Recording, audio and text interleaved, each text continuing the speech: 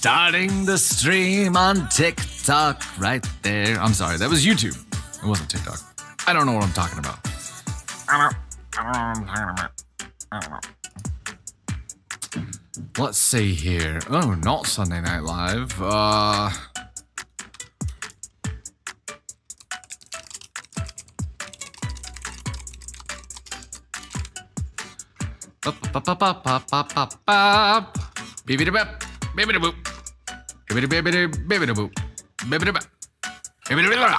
Hello! Hello, everybody. It's good to see you. Hello, YouTube side there. My goodness, we just got back from lunch, taking Caden Thunder out for his birthday lunch, and discovered a warehouse full of bags. That was a delivery from the gosh heckin' fam, the Thunder crew, the Storm, the VIP group. Oh my goodness, it was so much stuff. You guys are awesome. You guys are incredible. Caden Thunder is now stocked up on beans for sure. For sure. Hot Pockets, Diet Coke, hot dogs, stocked up. Thanks so much for the shares. TikTok side, greatly appreciate that. Shaz, you turned 33 yesterday. Happy gosh heckin' birthday to you. Hey, Kayla, Andromeda Amber, thanks so much for the shares there. In the area where the floods are, Heather? No. Gemma, thanks for the share. Turned 22 in 2009.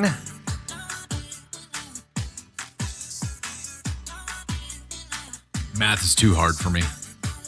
I don't know when I turned 22. 20 years ago, whatever that is. 2004. Yeah, right? I did it.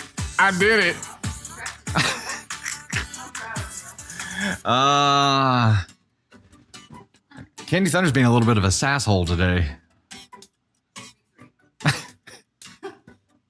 Week three. It was 04 for me. We got 2015. We're Youngin Fuller. Youngin is correct there. Vagina 2016. Kimberly P 1999. Danny 08. Holy cow. Elise 2015. You're just pups. Y'all just pups. Just pups. It's just making me feel like an old man. This was a trap. This was a terrible QOD. It's just making me feel really old. I feel old. It's not the gray beard that makes me feel old. It's having a 22-year-old. Oh my goodness. 2022 snorts. That's when you turn 22. Tony's the same age as you, Elise. Yeah, I think you guys are pretty close to the same age. 2014. Is that what you said? He's a little bit older than me.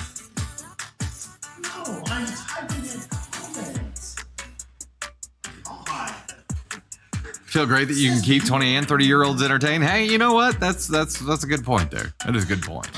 We have a very diverse audience here, a very diverse group. Julie, you turn 52 tomorrow. Happy gosh heckin' birthday to you. And you know what? For everybody who's celebrating a birthday today, yesterday, last week, this week, and especially for Caden Thunder, we have to go ahead and do this. We have to go ahead and get the happy birthday dance going on here. Great Auntie Kiki, yours is the 26th. Happy gosh heckin' birthday. He should make you feel young working with him all day. This group keeps me young, that's for sure. Keeps me feeling young and old at the same time. And Elisa and the gosh heckin' fam, heck yeah. Hey, Tina Shawsey, Shaz, SOS Flint, MJ Newcomb, Shaz again there, Carol Jaworski, Tony Spark, Shaz, Amaldine Shepard, Becky Poirier, Mary, Piotr, Dark Angel, Christine, Nisi, Candy Thunder, Charlie Diego, hello and welcome. We'll get back to our QOD here. We do have a goal of 4K bolts to get Caden Thunder up here first this time, because this is gosh heckin' birthday. Yvonne, 84, you feel old? I wonder, math is hard. It's too difficult. Hey, Real Broad in the Housewives World, Shaz, Kayla, thanks so much for the love. Julie Moreau, see you there as well. Real Broad, Tina Allen, Dark Angel, Leah. Thanks so much for the love. Piotr, see you there too. 2013 for you, Gemma. There you go. Spooky season babies. Spooky season. Yoko, 2010. That's not old. It's not old. I think you'd have to get into, like, I don't know, the 50s or something. Merry yours was last Friday. Happy gosh second birthday to you as well.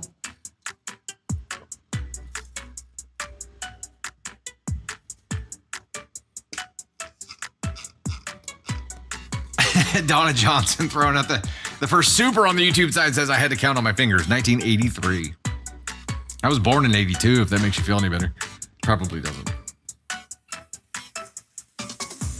Caden, didn't you say that you found like a gray beard hair today? You were joking though, right? Soon. One day all of this will be yours, my son. One day. 29 is not middle-aged. No. No, but you know what? Like I'm 42 now. And I'm not gonna say I feel as young as I've ever felt, but I don't feel old. I'll put it that way. Thanks, Tater. But I don't feel old. Just in my head, my soul.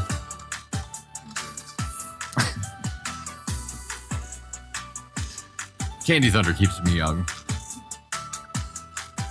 Hey, Brittany, dropping the 208 bolts. MJ Newcomb, Janine Benham, Mama Hen, Mary, Julie Moreau, Brittany again there, TJ, Mary again there, dropping the 158. Danielle, TJ, Chelsea, Leanne, Piotr, you guys are awesome. MJ, thanks so much.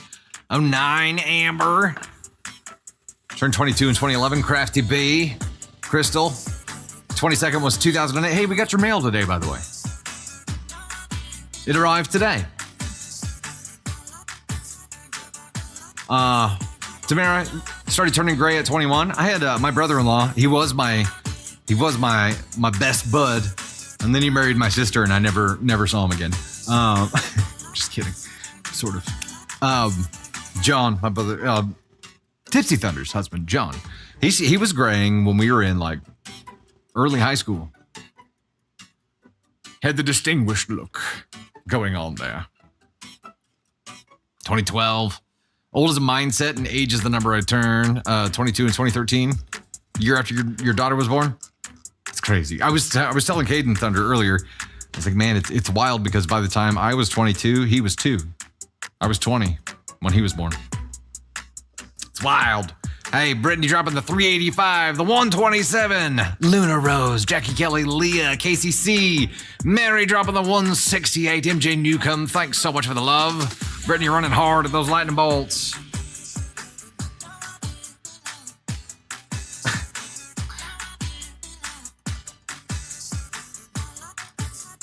Hey, user 922, lots of other numbers. Plenty of other shows for you to go shit on, so have fun. Can I get a mod for a block on user 922, whatever numbers on the TikTok side, please?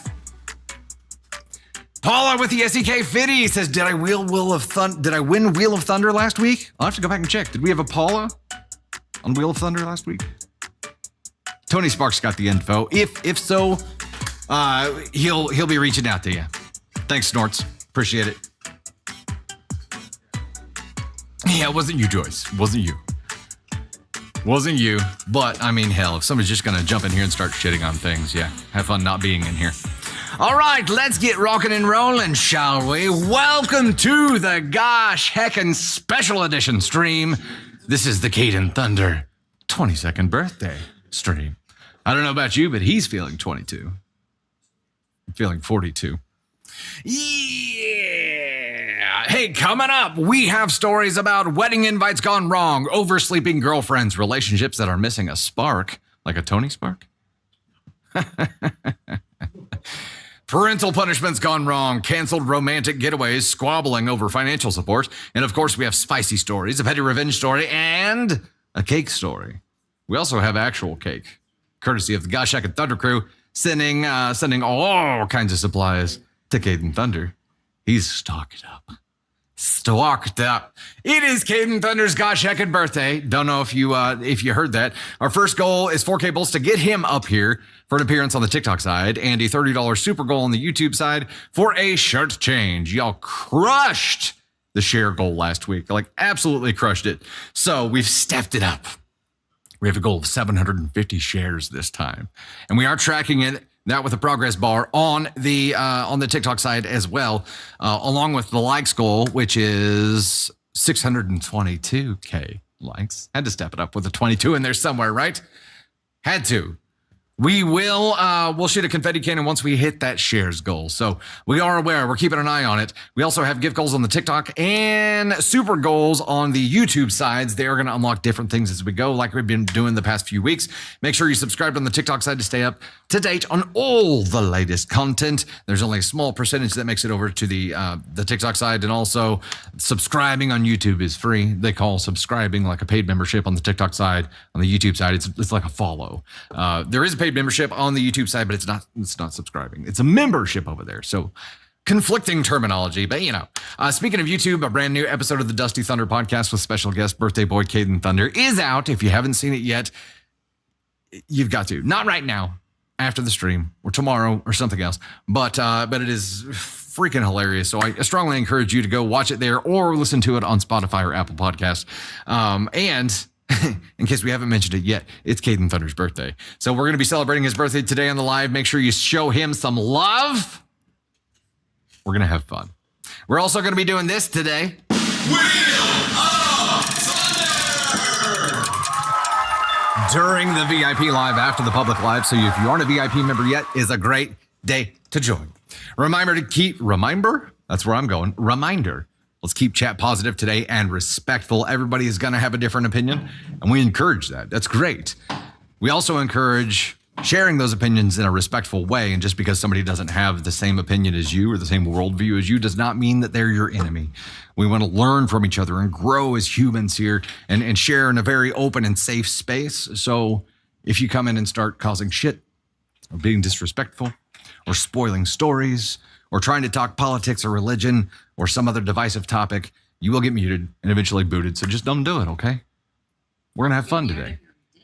Don't do what? You also get muted if you're a dick. You also get muted if you're a dick, yeah. You, Wang Dong. I mean, with a name. Oh, never mind. Never mind. Say it. He's already. Yeah, I know. We are going to be playing the story game again today, so we're going to be reading the title and then doing a 1-minute poll with our guess at how severe of an asshole we think OP is, and then we'll read the story and see how far off we were. And with that, get out your brooms. Let's do it! Hey, Fairy Goth Ma'am, member for 7 months on the Gosh Heckin' Thunder Crew, says, yay, finally made a live happy womb escape day, Caden. Congratulations on escaping that womb. Caden Thunder. Risa with the $2 super says, happy birthday, Caden, my mom and my niece. Thank you so much. Thank you. Rebecca. Hey, Prep Girl, dropping the super on the YouTube side. Thanks so much for the love.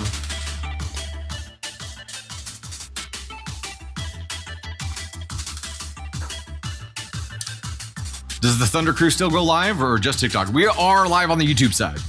We are live. And then now the big difference is that we're multi-streaming every stream.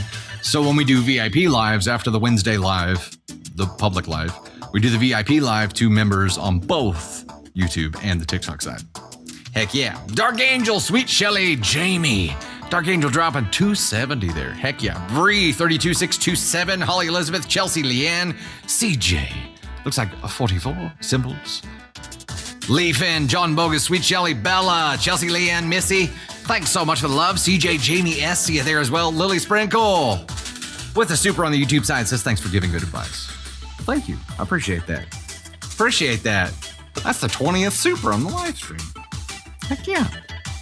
Or your 20th super, Lily. Heck yeah, you've done 20 supers. Look at that. Would you just look at it? We are at 80% of the live goal already. You guys are rocking that one out. In the meantime, we'll go ahead and dive into our very first story here. What do you think? Are we ready? Tater, are we ready for a story? I'm ready. Oh man, it's too bad Shane isn't here. He can do a great SpongeBob impersonation. All right, here we go. Hey there, it's Dusty Thunder with yet another Reddit story for you. This one comes from AITA and is titled, Am I the Astronaut for Attending My Ex's Wedding? Somebody thinks he is, otherwise he or she wouldn't be writing a story here. So let's start the poll. Poll has begun. Am I the astronaut for attending my ex's wedding? Reminder, YouTube side, please vote with a comment. TikTok side, there's a poll in the upper left-hand corner. Darcy Silver. Hey, Jamie, welcome to the Gosh Heckin' fam. Heck yeah. Meg's World dropping the 200. Bailey Chapman dropping the 350. Brenda Joe dropping bolts as well. Amanda, Crystal Williams, Real Broad, and Housewives World. Katie with the D. CJ, Real Broad again there. Dark Angel, Sweet Shelly. You guys are awesome. Thanks so much for the love. Less than 500 to go on the goal. Tony Sparks says, Am I the astronaut for attending my ex's wedding? I mean, if you haven't been invited, it's probably not a great idea. Or if your partner is like, I'm uncomfortable with that. I mean, it's your ex's wedding, though. Is there any harm in going to an ex's wedding? Candy Thunder, have you read this? What's your guess? What would you vote here? I don't see why exes can't be. Yeah, I don't see why exes can't be friends either. It would take some it would take some kind of precedent to create some kind of extreme insecurity or to make it not be okay, right? So sans any of that, because we don't know any about it yet, I'm going to say NTA. I would say it would not be weird for me to go to like Ava's dad's wedding. No. It would not bother me whatsoever. No. And you would go with me. Yeah, absolutely. I'd go to your ex's wedding with you. I'm not letting you go alone. It depends on the context of the situation. It does. It greatly depends on the context of the situation. So I'm guessing NTA here could be far off. Could be far off. NTA was the winning option there on the poll. Before we get into that story, though, we got to give some thanks here because you guys already hit the Gosh Heckin' goal, and then we'll read the story and we'll bring Caden Thunder up afterwards, so you get to see him for the birthday celebration here. Are you bringing over some of the Candy Thunder's got it covered. In no particular order here. This is not my phone. I do have a pink case, but it's not my phone. Brittany 5501, MJ Newcomb Horn, Bailey Chapman. I said Brayley. I don't know why. AK Mary, Anise Moon, Meg's World, Bella Teresa, Candy Thunder, Mama Silver, Chelsea Leanne, Liatanya, Crystal Williams. We've got Darcy LC, Brenda Joe, Tony Spark, the Giant Cat Lady, Piotr, Shaz, Julie Moreau, Real Broad Zubek, K. June Girl, Kayla C, Sweet Shelly, Jamie's, Foxy Main, AAH. There's probably a way I'm supposed to say that. CJ Irish Liz, Berlioz, Wendy Taylor, Carla, Casey, Jackie Kelly, and Christine 2437. Thank you guys so much for the love. The next one I'm going to set up is going to unlock Candy Thunder appearance and a spicy story. Spicy. Woo, very spicy. Yeah, okay, there it is. I thought maybe they moved it for a second. They didn't. I think that amount changed 3 times in the amount in the time that I was reading it, Tony Spark. Candy Thunder and spicy story. Okay, there we go. Let me get a sip of water before we dive in. Overkill, what's up? Hey, Fairy Gothman, with a $5 super says, one of my exes officiated mine. Hey, that's a great sign of emotional maturity. Here we go. Title again, if you're just joining us, was Am I the Astronaut for Attending My Ex's Wedding? I don't know if I am in the wrong or if I'm being gaslit. I, 36 female, attended my ex's, 37 male, wedding this weekend and apparently failed a test. My ex Adam and I dated in high school from the time we were 15 to 18, when we amicably split up to go to college in different states. Since college, we've kept in Facebook familiar contact, where we'd wish each other happy birthday or congratulate each other on big milestones, but have had no other contact in the 20 or so years since then. About a year ago, I saw his engagement post on his Facebook and congratulated him. A few months ago, he Facebook messaged me, asking how I was doing, and said he wanted to have a bit of a high school get-together at his wedding since he was holding it in our hometown. He was inviting most of our mutual friend circle, and he'd love for me to attend as well. I hadn't seen most of these friends in over a decade. I thought the idea sounded fun, so I accepted the invitation. The wedding was this past weekend, and it was incredibly normal. I I attended with my husband. He got to meet all of my high school friends and their partners, and we had a great time. Sunday morning, I wake up to a slew of Facebook messages from my ex's new wife about my audacity to attend the wedding and how I... I'll reboot you. Thank you.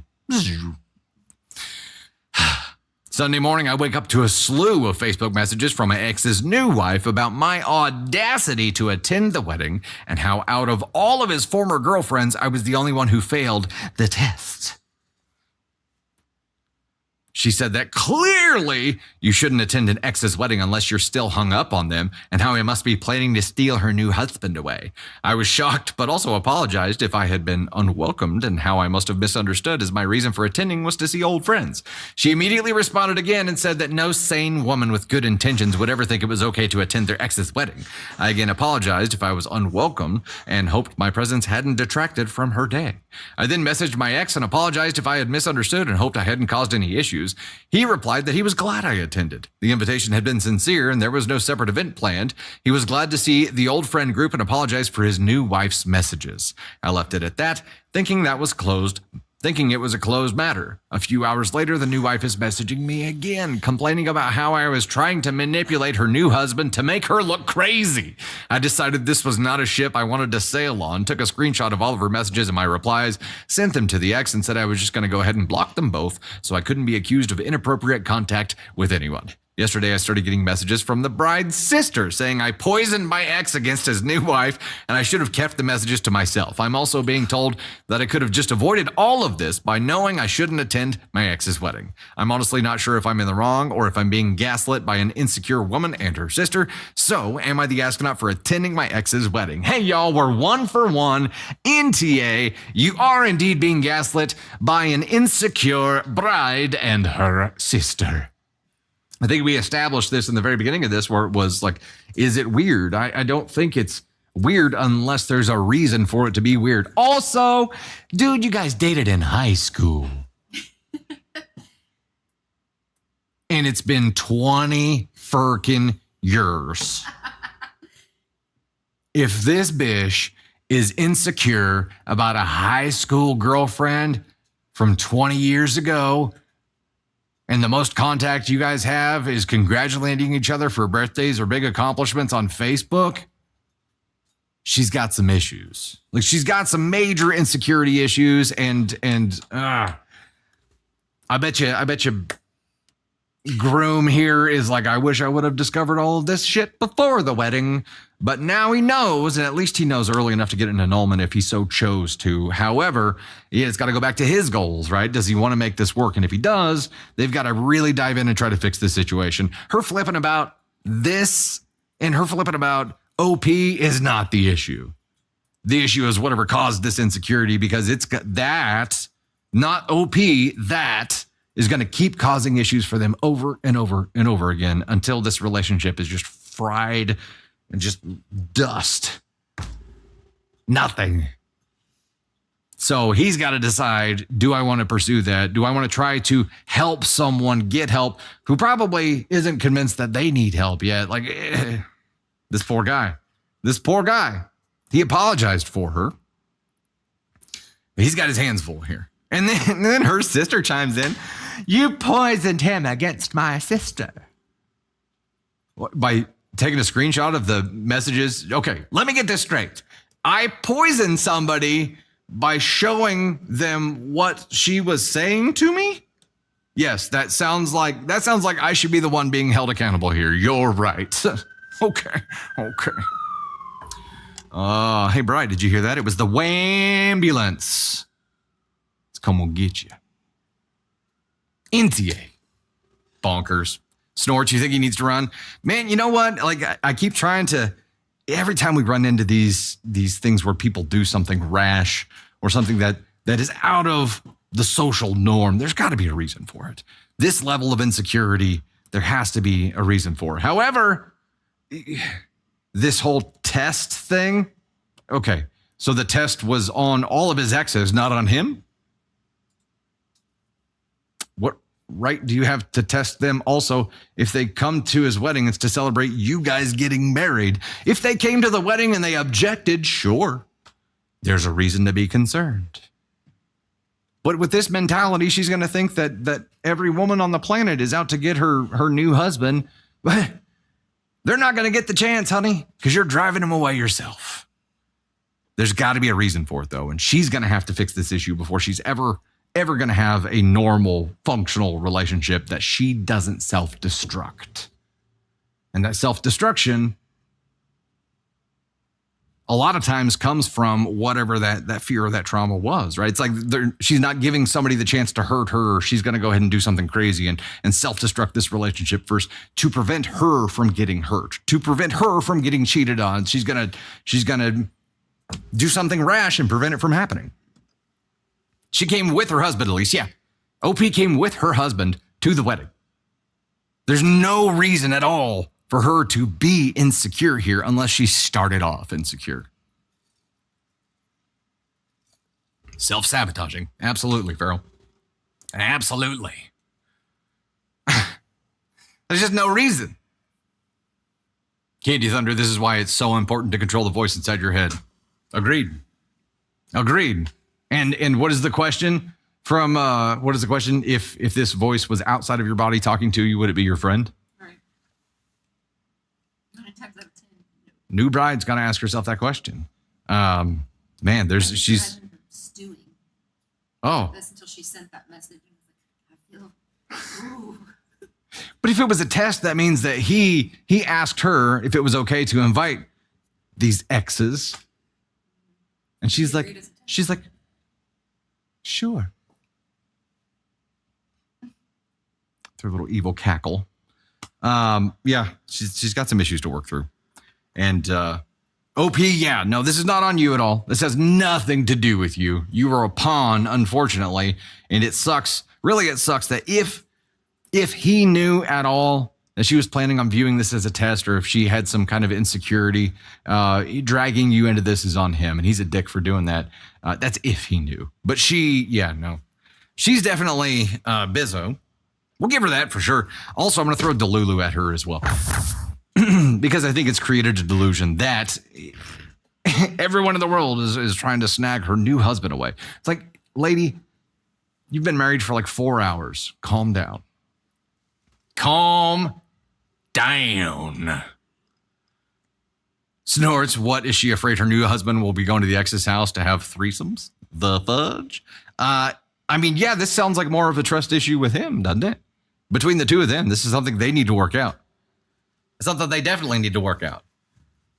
At least, yes, it wasn't too late for an annulment because it happened like right after the wedding. So, yeah, good for him. Good for him. Paula with the SDK Hondo says NTA, the new wife, is obviously incredibly insecure and needs therapy. 100%. Thank you for the love, by the way. Thank you very much. We're at 900 of 3K on the W coins to get Candy Thunder and a spicy story up here. But since y'all unlocked him a minute ago, we get Birthday Boy up here. Let me get a gosh heckin' intro going on for this guy. Ladies and gentlemen, You're up, dude. Caden Thunder!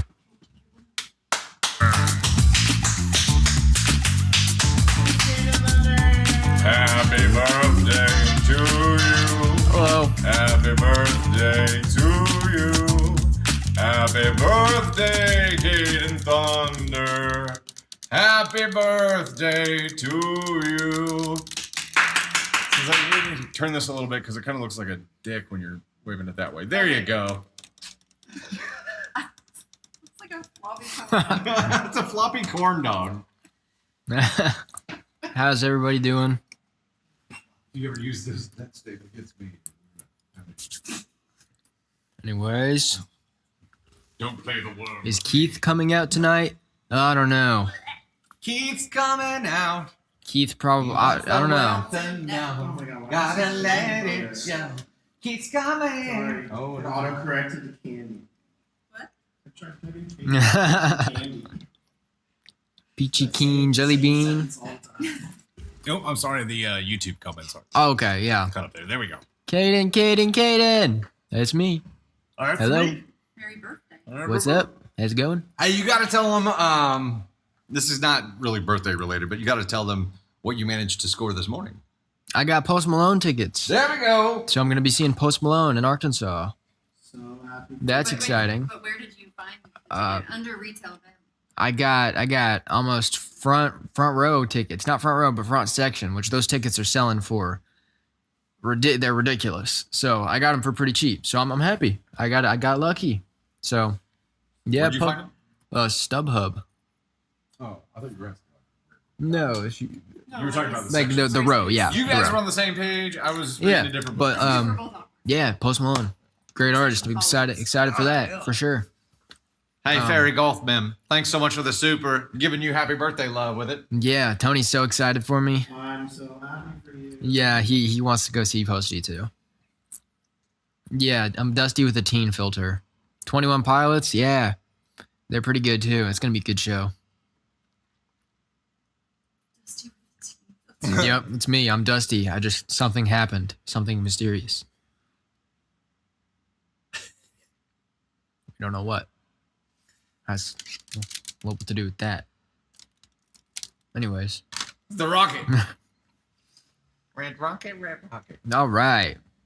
Yeah. Yeah, Posty tickets I almost thought I couldn't afford them. I got real lucky. I got pretty decent seats for cheaper than what they've been going for. So I've been watching them like a hawk. Thank you for all the birthday wishes, everyone. I'm old now. I'm an old man. I woke up with back pain and my knees feel like juice. One left. Yeah. See, love that show. It's great. I'm trying to get Dusty and Candy to watch it. It's super, super good. Love that show. Fantastic. One of the top shows right now. It needs more publicity because of how good it is. Like, it's really up there with like the good shows, but more people need to watch it because I don't want it to get canceled. I just watched It's What's Inside on Netflix, and that was super good too. That was super weird. Very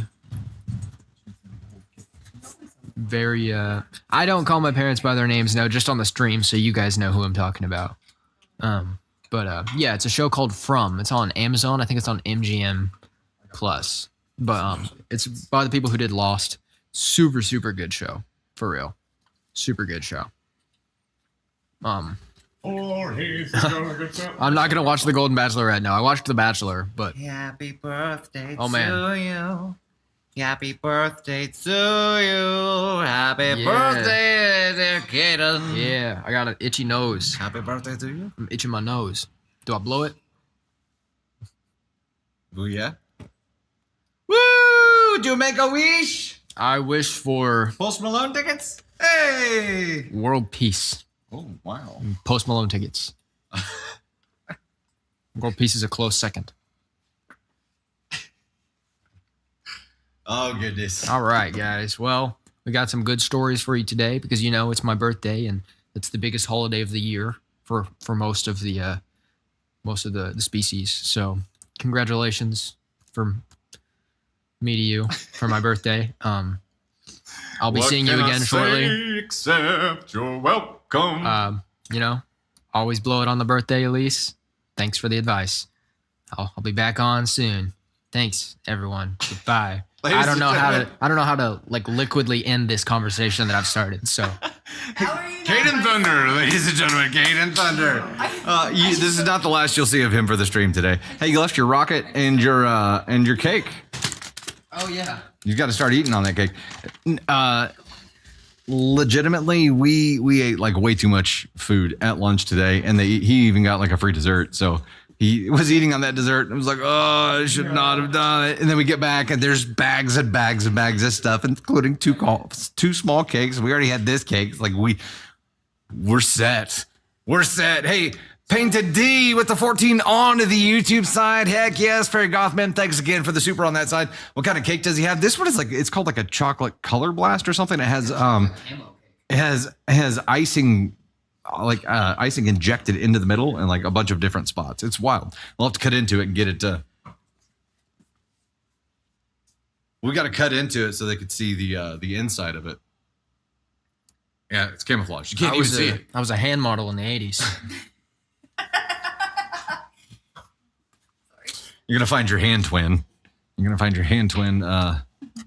In And go old Joey on him. Hey, Jerry, Elizabeth, Brittany, sending the confettis through there. Thanks so much, Justina, Michelle, Dean Johnson, Tony Spark, Michelle, Ruth, Gianna Tingley. Welcome to the Gosh Shaggin' fam. Heck yeah. Bunny, Mary, Ryan dropping the 150. Ruth Jones, KDCLKB, Mary, Ruth Jones again there. CJ, Nicole, Mary again there. KD with the D, Nicole Williams, thanks so much. Pink with the 9 coins. Samantha again there. Elizabeth, Jerry, MJ Newcomb, thanks so much, guys. You guys are the bestest. We're at 1,200 to 3K right now on the W coins to get 1,200 of 3K to get Candy Thunder up here. And a spicy story rocking and rolling. We'll dive into the next story right now. You want to see a picture of me at 22? Hey, Ellen dropping the shares there. Heck yeah. Thanks so much. Selena as well. Kelsey, we are south of Casey Mo. Casey Mo? Heck yeah. All right, here we go. Here we go. Hey there, it's Dusty Thunder with another... With another what?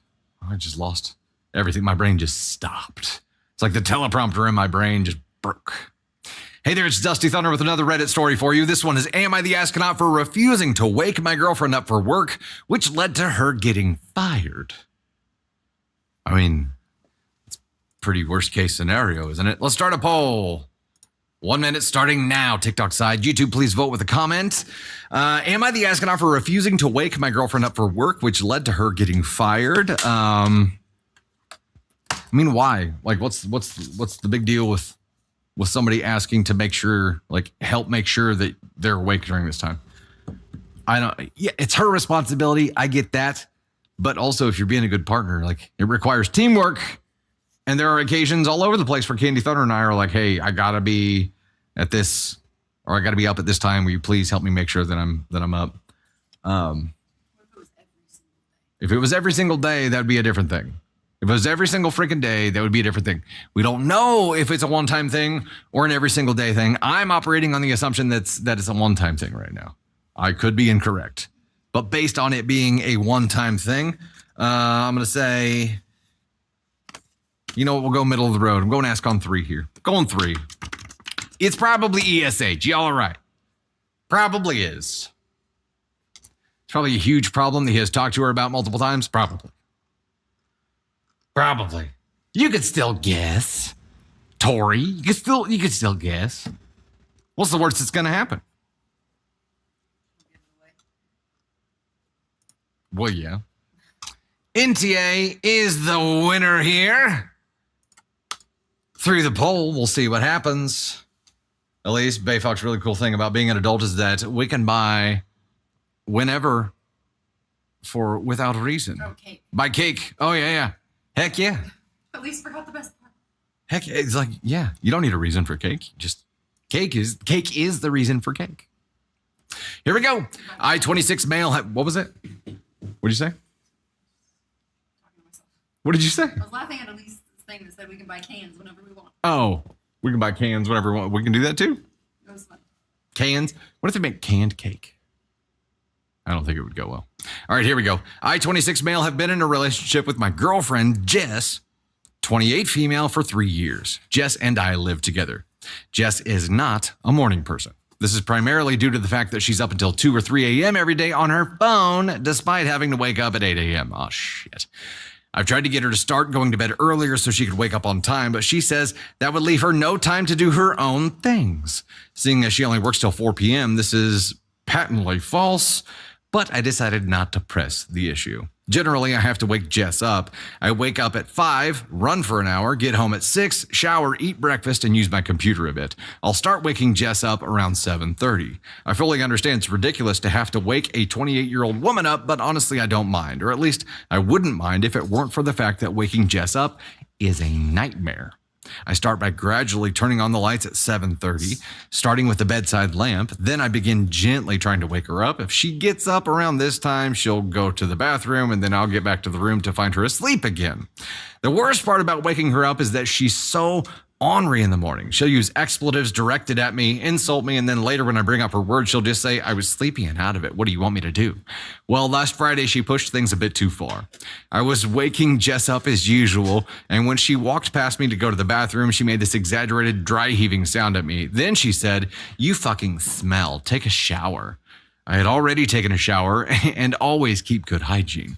That evening, I told her that our deal with me waking her up every day was done. I was done with her tantrums, done with her insults, and done with her frankly stupid facial expressions with how out of it she was. I told her that I'm not moving a finger to make sure that she gets up for work on time. She was naturally upset about this, but I said she could wake herself up. Today was Monday, and lo and behold, she overslept and was over an hour late. Since she had already been written up twice during her probationary period for her job, this was an automatic firing. Around noon, she called me incoherently yelling about how I got her fired. I had to hang up on her to get back to work. When I got home, she immediately started shrieking at me more and then demanded half my salary until she found a better job. I feel like making her go cold turkey on waking up might have been too sudden, and apparently she really liked the job that she had. Should I have at least tried to wake her up? No. God, there's so much. I don't like it, brother. She sounds like the worst. Like, are there positive things happening in this relationship? Like, is there any good that comes from her? Because right now she sounds like pretty freaking terrible. Not just like being difficult to wake. Trust me, I understand your plight about having a partner who's difficult to wake. Candy Thunder ain't no peach in the morning, ladies and gentlemen. Not a morning person. It's fine, though. It's fine. We have a system that works. You don't wake me up. I don't wake her up. That's the system. The system is you stay far away. You stay far away. I wake up. Out of harm's way. Okay? Out of harm's way. So somebody relying on you to be their human alarm clock is unreasonable, right? And then also, you guys are just dating. What did she do before you? She just get fired from every job that she tried working because she couldn't get there on time? Does she not have an alarm clock? Does she not use her phone alarms? Does she not try to manage this as an independent adult? You don't get to put this on someone else, period. Then, knowing that they're not going to do it, you don't get to be like, well, I guess I'm just not going to do anything, and then go in over an hour late and get fired, and then pin that on them, and then demand half their salary because they didn't do the thing that they said they weren't going to do. You, princess bitch, are the worst. You are Bezo. You are Delulu. And I'm sending her ass all the way to Asconwam because this is beyond princess behavior. This is well beyond that. This is evil princess behavior. This is evil princess behavior. Well, princess behavior is having people serve you or do things for you, but mistreating the people who are doing things for you, that's garbage. Mistreating them is garbage, number one. Number two, not being able to hold yourself accountable at all and blaming somebody else for you getting fired is worse. But the third step of it being just absolutely unacceptable is demanding half of his salary because she was an hour late for work when he said he wasn't going to wake her up. In what fucking world is that a reasonable response? How did she come home and she's like, this is all his fault. He didn't wake me even though he said he wasn't going to wake me. He's got to pay. And I mean really pay. Also, she just thought that she was going to get half your salary just for nothing. And then what incentive does she have to ever go back to work? None. She's treating this like you guys were married and you screwed up somehow, and she's gonna take half of everything you own. So I think you get a really good preview of what marriage would be like with this woman. You want to stay far away from that. It doesn't sound like a good time at all. I'm actually interested to hear Candy Thunder's feedback on this, and I know this isn't scheduled. This isn't a scheduled Candy Thunder feedback, but she's sitting right here, and I really want to hear what she thinks on this. So. Let's bring her up, ladies and gents. Candy Thunder. And in the meantime, Elise with the $5 super says she needs to grow up and set 97 alarms like a normal adult. No job, no boyfriend now, too. Bye-bye, Bizzo. Michelle Heather with the New Zealand fitting on there, too. Thanks so much for the love. Ladies and gents, the beautiful Candy Thunder. Hi, everyone. I'd first like to clear my name and say that I do not act like this. I'm not. I didn't say that you acted like this. I am a princess. I'm spoiled. This man spoils me. I have zero doubts about that. But I don't act like this. It's because you're not an evil princess. No, I'm a nice princess. You're a queen. There's a difference. Oh, thank you. That's so sweet. No, she's a complete bizzo. Complete. Like, you don't get to. If your boyfriend is gonna go above and beyond, like what he was doing was like pampering behavior. You have a man that is like taking care of you to an extreme, like to like what every woman would want to wake up to, like so sweet, and you're like, fuck you, go take a shower. No, you don't deserve this man whatsoever. Nope. Sorry. I like how he's treating her like a toddler too.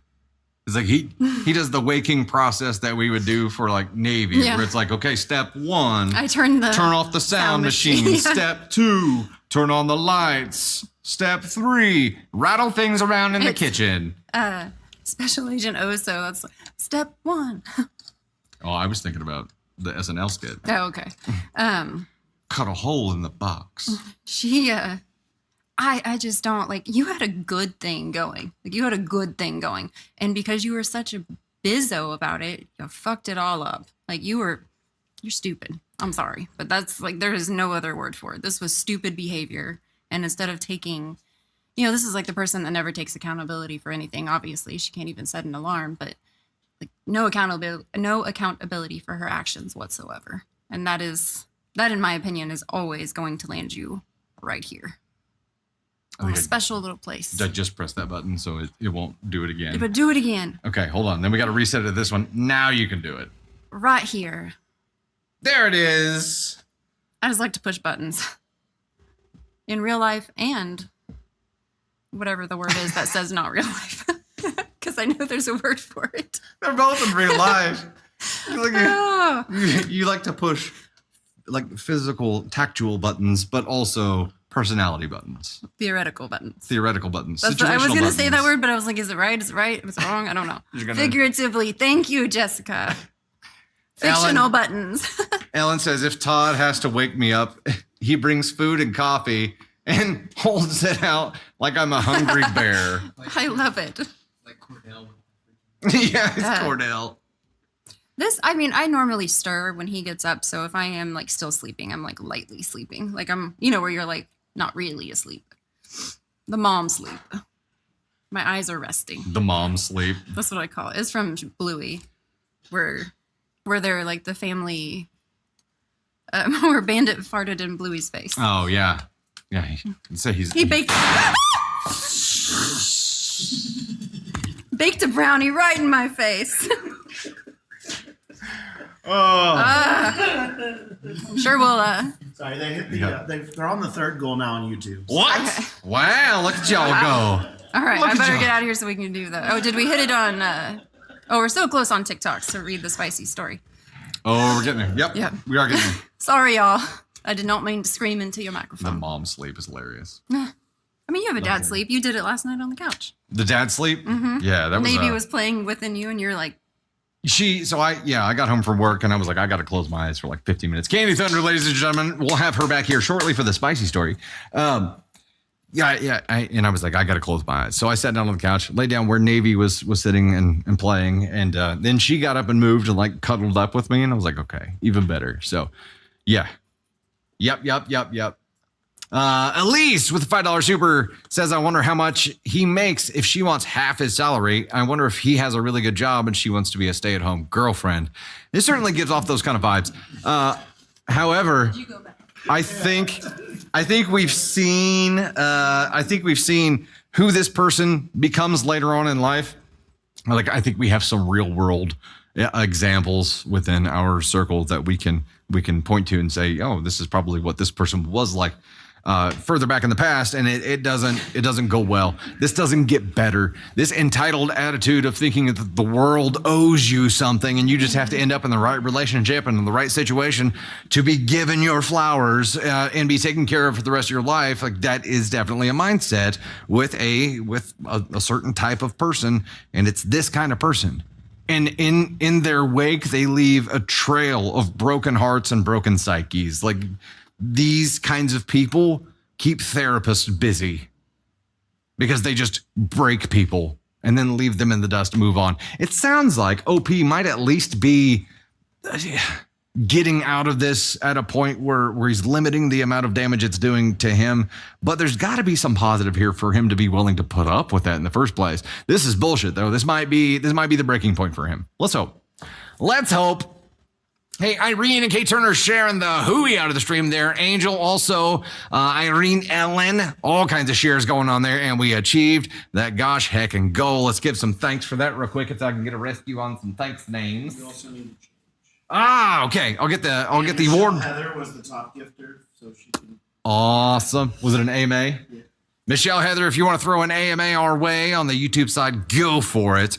And we'll give some thanks here for the YouTube side, and then I'll get the shirt change knocked out. In no particular order here, we have Bailey Chapman, TLS Journey, Brittany, Overkill Mill, Meg's World, Mela Oso. We've got Rayuka Chiha, MJ Newcomb, AK Mary, Tony Spark, Jamie's, E.H. Johnson, Candy Thunder, Amina 898, Bogus Truck Life, Anise Moon, Darcy LC, Tazzy 1969, Olivia and Sons, Andrea Bell, Hoorn, Oma Loves Disney, Mama Silver, Scent _ Hemming No Way.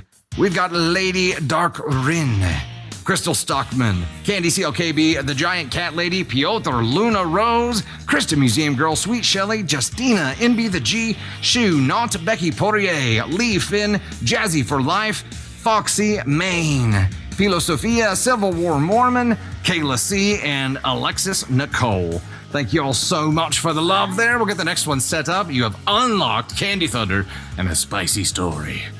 Let me get the next one set up, which is going to unlock a petty revenge story and Caden Thunder feedback. Can we get some feedback? Petty revenge, if I could spell, and Caden Thunder. Okay. I don't know. There we go. We are going paper cranes. Paper cranes. Let me pin that real quick. All right, wardrobe change coming up. Stats. Timey. One Mississippi. Two Mississippi.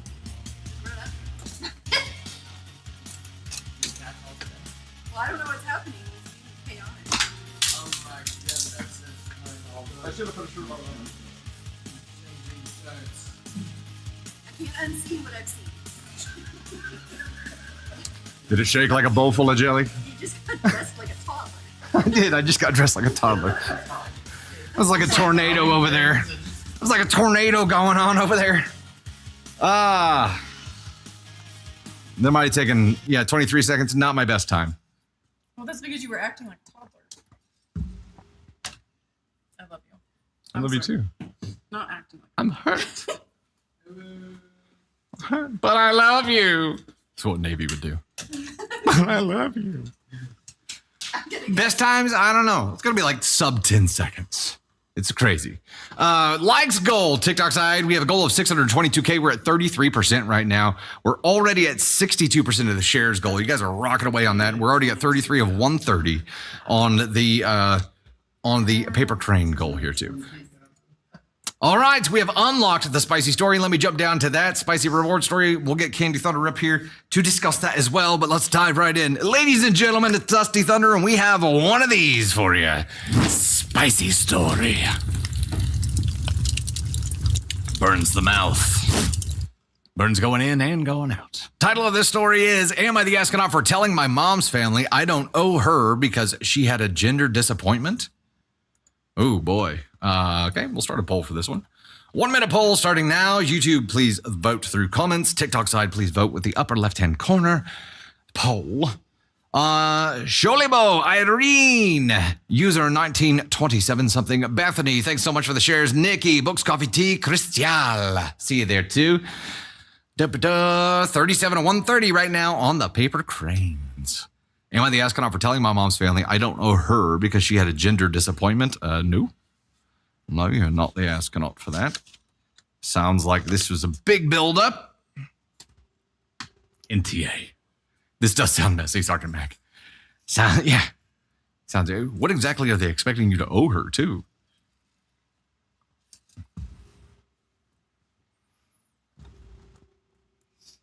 Sorry, Ma. I'm not gonna grow boy parts for you.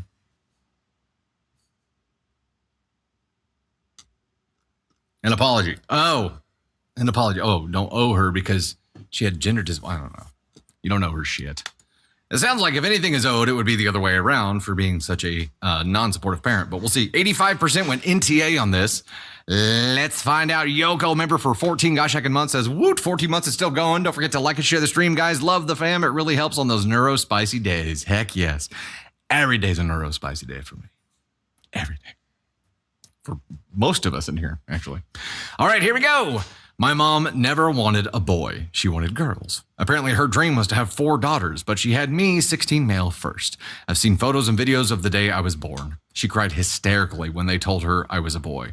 Then she refused to hold me. Red flagging right here. There might be cultural things where this is okay. In my worldview, no. After we were cleaned up, she cried about not using the name she had chosen and said she didn't know how to move on from it. All this was caught on camera. Eventually, my paternal grandma took me, and she was the person to hold me in photos and videos taken during the rest of our hospital stay. My paternal grandma was my sole parent figure for the first 8 years of my life. She took care of me, and I spent so much time at her house. Sometimes I was there for weeks. Then she had a brain bleed and passed away. So I was left with a mom who wanted girls and not a boy, and a dad who wanted to be a provider and nothing more. My mom had my sister, Lily, 2 years after me. So mom got her girl, and Lily got all of her attention, while I got grandma until I was 8, and then nobody. My mom and Lily are super close, and mom adores her. Lily got the bigger bedroom. She gets the gifts. She gets all her favorite snacks. She gets to do all the extracurricular activities she could ever want, and her birthdays are huge parties with huge gifts. Christmas, she gets at minimum 25 gifts from mom alone. Mom typically gets me 1. Never anything I'd like or want, but, it's the thought that counts, which is 0. My mom's family don't act too interested in making up for my lack of paternal love, and in the last couple of years, mom and I have argued more, and I give her a hard time. Dad's never around to give him one, but mom, if she wants to ignore me, then she could hear how shitty it is, and if she wants to treat my sister like a perfect angel, then she can hear about it. Mom has mentioned how I ruined her dream of 4 daughters. We were at mom's parents' house Friday, and mom gushed about Lily doing good on a project and the scooter she got Lily to help her get around easier. She got Lily a custom helmet and a personalized lock for her scooter. She couldn't stop talking about it, and I told her she really does love to shower her favorite in gifts and praise. My mom's family told me I should take it easier on her, and said that I should understand we had some little troubles because of mom's gender disappointment. I told them I don't owe her shit because she had gender disappointment, and that I didn't ask to be born to a mom who only wanted daughters. They told me I lacked adult understanding and compassion. Am I the astronaut? No, you don't lack adult understanding and compassion. They are lacking adult understanding and compassion, pretending like your issue just doesn't exist. Mom, doing all of this in front of you and just waving it in front of your face and not addressing the trauma that she puts you through is the issue here. And now you're 16. There's this resentment that builds and builds and builds. Now, eventually, you'll be able to have an independent life, go no contact, and not have to deal with her. But until then, having to be around it all the time, I'm sure is really, really, really difficult. Urge you to talk to somebody about it. Because right now, the way that it's spilling out is spilling out with jabs. And while I understand, and it's completely warranted, what you're saying and what you're doing, you don't owe her shit. It's not productive. You know what I mean? Like, I don't see what you're doing right now leading to any kind of solution path. It's not going to solve anything for you. If anything, it's just going to create more problems. I think a potential actual solution path would be some counseling, maybe independently at first, and then together with you and your mom, so you can get through this if what you want is a healthy relationship with your mom. If you don't give a shit about a healthy relationship with your mom, and you're like, you know what, fuck all this, then just wait it out until you can be independent and go no contact and then do that. But let's get Candy Thunder's feedback on this, ladies and gents. Once again, the colorful, beautiful, spicy as always, Candy Thunder. Oh my God, it's Candy Thunder again. I'm going to disagree with you. Okay. I feel like at 16, like he's been treated like this his whole life, and he sees his sister getting what he wants, which is a relationship with his parents, and he doesn't have that. And at 16, your emotions are all over the place. So someone needs to hold her accountable, because her family's not doing it. Her husband's not doing it. The daughter's not doing it. She's just loving the gifts that she's getting, the spoiling that she's getting, and him throwing it in her face time and time and time again is going to take away well, I never knew something was wrong. You never told me something was wrong. No, this kid is saying, you are fucking up my life. You are fucking up our relationship. And I've got 2 years left, and then I'm not a part of it. Like, that's what he's saying to me. That's what he's doing. Because this mom is abusing her child. This is just fucking abuse. But did he say that? That's where the difference is. I think on the level of a 16-year-old, yes. If this was some kind of boundary that was like, here's what's going to happen if you keep doing X, then that would be a different thing. But it's little jab, little jab, little jab, and I don't see that creating any kind of change. No, and I totally understand what you're saying. Like, just do what you have to do until you can be done with this family. Yeah, and I get that. But at the same time, if I'm only going to be here 2 more years, fuck it. Like, I'm done. Like, fuck you. Every time you do something that you know is not okay, jab. Because at 16, like, and I'm trying to remember how I would have felt at this. Like, I would have been pissed. I would have been so hurt. And I would have wanted what my sister had so bad, because we all want that. We all want to be loved and cherished by our parents. Like, and to not have that.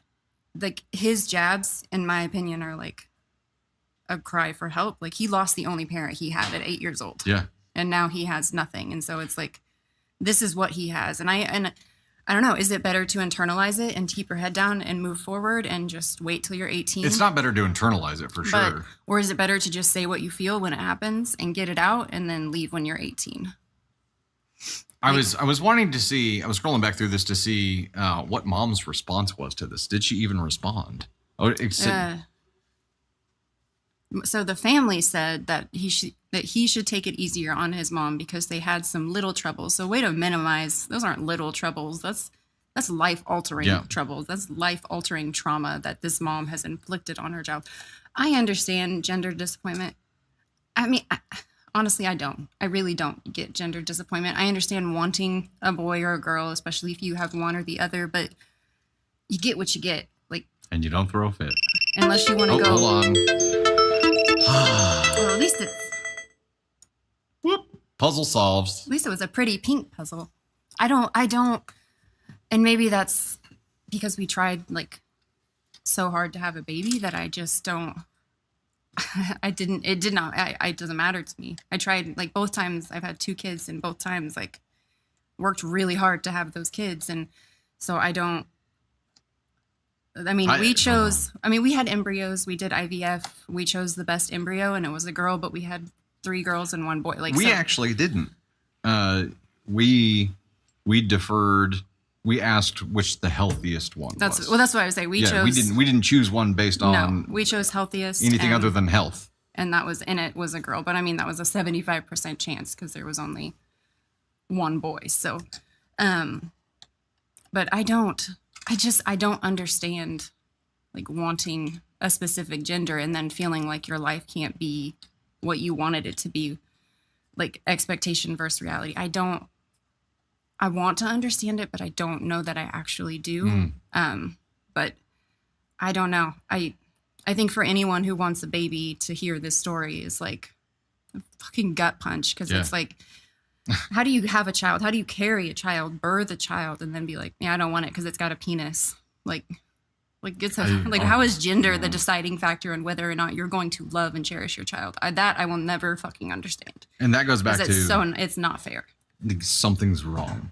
If somebody has that worldview and they feel strongly enough to not even be able to hold their own baby and to cry not tears of joy, but tears of disappointment when they had a healthy child, something's wrong there, right? Something is wrong. And like Ellen, I saw your comments there. Yeah, you grew up knowing you were a mistake, and you heard it really young from your dad for the first time. And who was it over here? There's so many people over here with stories. What? Doodles Dragon, being disappointed is also one thing. Treating the kid like shit on the floor because of gender is wild. Yeah. And that's where I go back to, like, if somebody is able to do that, something caused that. That's not a normal, like, that's not a response within the social norms, right? No, that's something caused that. And that's where it's like, what do you want? Right. OP, like, do you want to have a healthy relationship, or you just want to be free of this prison? But to have that happen at birth, and to have a grandma raise you for 8 years, and the only person who ever showed you any kind of love or attention to pass, and then be carted back off to the woman who didn't want you, and you know that by this point because you've been living with grandma for 8 years, having to go to a place where you're unwanted has got to be one of the most uncomfortable things for a kid to grow up in, and to have no choice. And his whole life, stuck. like their whole life is shaped because of this, like the trauma that they have from this. So if this was me, I would not want a relationship with this woman. This woman is not your mother. Like, this is not your family. This is not her family, is not your family. Your mom has, how? She was your birth sack. I don't understand. Like, when you carry a child and like you feel them kick and you love that child, like, and I mean this for a mom who gives her baby for adoption, because in my opinion, she's doing the best thing that she can for that child. She loves that child enough to do the right thing in her life. So I'm saying this for every mom, but you give birth and you look at that child and it is a piece of you. It is a piece of your heart. And it does not matter what the hell is happening between their freaking legs. Like, that has no bearing on the fact that this is a baby that you have made out of your own, like, flesh and blood, and you are giving birth to it. And then you're just going to be like, yeah, I don't want it. Yeah, no thanks. No, that is kind of making me a little shaky. Like, the thought of just doing that and like not loving a child that I brought into this world is, I don't know how you do it. There had to have been some kind of male trauma in this woman's life that was strong enough. Exactly. Don't have kids. And maybe that wasn't her choice either. Maybe this was some kind of case where it was supposed to be a happy accident, but it was, an unintended pregnancy. Right. But there has to be some kind of attachment toward males to act this way. But why was it so specific? Like, I want 4 girls. Like, I don't know. This, and then for your first one to be a boy and be like, hey, you know what? This is the cards that life has dealt me, and I'm gonna be the best mom that I can be. Like, that's why it's so, like, when you have this expectation of life and your life doesn't live up to that expectation, this shit happens. And so it's like, you have to learn to roll with it. Sometimes you have to learn to bend, like, because this woman is just like, she's not doing it. She just doesn't care. Yep. Makes me really sad. Risa with the super says, so many of us, myself included, can't have or carry babies. I'm blessed to be called mom by 5 kids, 3 of my own, 2 bonus. That's amazing. Mm-hmm. That's so great. That is amazing. And Allison says this is what adoption is for. Yeah, this moment, if you knew in that moment you don't want your baby, asshole, bitch, don't want your baby because it's a boy, then adoption. Let this baby find a family that wants to love it, that wants to cherish it, that wants to take it in, because and the grandma tried to do right by her grandson, and then she passed away. Like, what is this, Craster's fucking keep? Right? Like, it's not okay. But going back to you, OP, who first of all, you're going to deal with this for the rest of your life. Let's just acknowledge that right now. Like, even when you get out of this house, this is going to be a big part of who you are and what you struggle with forever. and that you're going to have a lot of complications around relationships because of this. So no matter what, you should be talking to somebody on a regular basis. Sooner or later, you're going to have to. So the sooner you start it, the sooner you're going to start getting to a spot where you can have some healthy relationships. Yeah. Mom may be a lost cause here. I don't even know if you could convince her to get help. Lisa said she wanted to play dress up instead of parenting. It's possible. And that also crossed my mind, that I see people who want girls because they want to dress them up and whatever the case may be, but that all fades. Like that all goes away. Like they don't always want to play dress up. Like girls change just like boys do. I mean, they all have different phases, and maybe boys want to play dress up. Like I don't care. I don't care what my children play with. Like we don't handle the gender things, but prefer they not play with like matches, and knives and stuff. knives But I'm and saying as stuff. far as kids and stuff go, I don't care gender wise. I don't care who plays with what. It does not give bother me. Navy a marker sitting in the kitchen. Next thing you know, the cabinets are all colored. So See, it was makeup. Was it makeup? Oh my, yeah, I had a couple days ago? lipstick sample. Here's your Navy tidbit, and then we'll move on to the next story. I had a lipstick sample that came with some stuff, and so it came with a little brush. And Navy is a girl's like girly girl, and she loves makeup, she loves dresses, she loves heels, she loves anything girly, and which is funny because like our other girls, they liked went it, through the but, girly but they phase. didn't. Not like this. Like this is like to an extreme. They like to put on the Disney princess dresses. Navy wants to live in the Disney princess dresses, but also wear the heels and go everywhere in it and put on makeup and So I gave her this little lipstick sample, and she wanted to, our ice maker had stopped working in our fridge. And so we have like a countertop one, and she likes to watch the ice make. So likes to watch it fall into the bin. So we put a bar stool there, and she's watching her ice make, having her pretzels and peanut butter. And I give her the lipstick, and I'm like, you can put some on your lips. And I continue like cleaning the kitchen or something. And I turn around, and she's got it all over her face. But then it's also all down like the front of our white cabinet, all across the front of the white drawer, all on her lap. And I'm like, oh my gosh. And it was literally everywhere. You didn't see it because I think you went out to the garage. Whenever I got fix back something. in, it had been cleaned up, but you could She tell. went full Joker. Yeah. You could tell. You could tell that I did give it to her. There had been some calamity going on there. So she was like, I looked at her and I was like, Navy, and she was like, I love you, and I'm like, this is what she says every time she gets in trouble. She says, I love you, but I love you, and I'm like, well, I love you too, but you made a huge mess. So we went and got the. I know, and I was like, it was like a Lancome sample, so it was like I was intending to use it. But anyway, we went and got makeup wipes, and I was like, well, if you make a mess, we have to clean it up, and so we cleaned the whole thing up. I mean, she cleaned. She is an agent of chaos, yeah, for sure. But it was she went like it was all painted around her mouth, and she was like, but I need more, and I was like, that is the one thing you don't need. You do not need more lipstick. Okay, bye, guys. Candy Thunder, ladies and gents. Love you, Tater. So there's been some repeated comments here talking about how it was filmed. Her reaction. This was in my pants. It's itching my There was it was down in my overalls. confetti managed to find its way into Candy Thunder's overalls and like was itching her. So yeah, she found it. That confetti gets in everywhere. It's wild. It's like glitter. Her reaction was filmed and is videotaped, and OP saw it. Yeah, and that's memorialized, and there's no way of getting around it actually happening. Maybe her having to see that video would be enough pain to at least realize how big of an asshole she really is. Maybe, but again, I think OP, you're 16. Like you've got some decisions to make here about what you want in the future, and what you want in the future may change. So I'd say take your time and just decide what you want and move in that direction. If it is to just go no contact as soon as you can, you're in a, just survive this phase. But the sooner you start talking to somebody outside of the family who's non-biased, who can just listen and help you understand and deal with things, then the better it's going to go. Oof.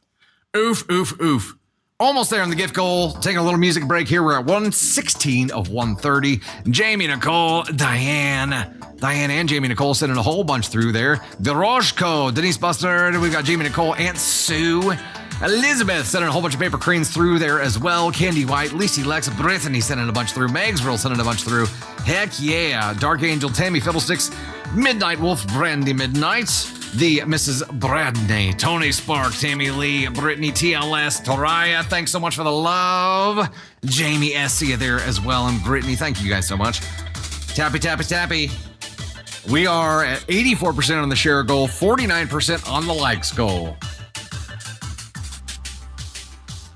If they fire, my tapping finger's gonna fall off. Take a break. Take a break. We don't need people, in and up with carpal tunnel because of the dusty thunderscream. My goodness. Yeah, class action. That would be. Have you or someone you know been developed carpal tunnel because of tapping the likes for the dusty thunderscream? Elizabeth, MJ Newcomb, Jamie, and M. Bracker. Thanks for the love. All right, we're diving over to the next one there. Somebody had asked where that the spicy story had come from. Where was that post? So it was an AITA story. It was not a follower submission. Oh my goodness, you done got there. Look at that, right before we're starting off here with the paper cranes. Heck yes. Can I get a list of deep thirst, please?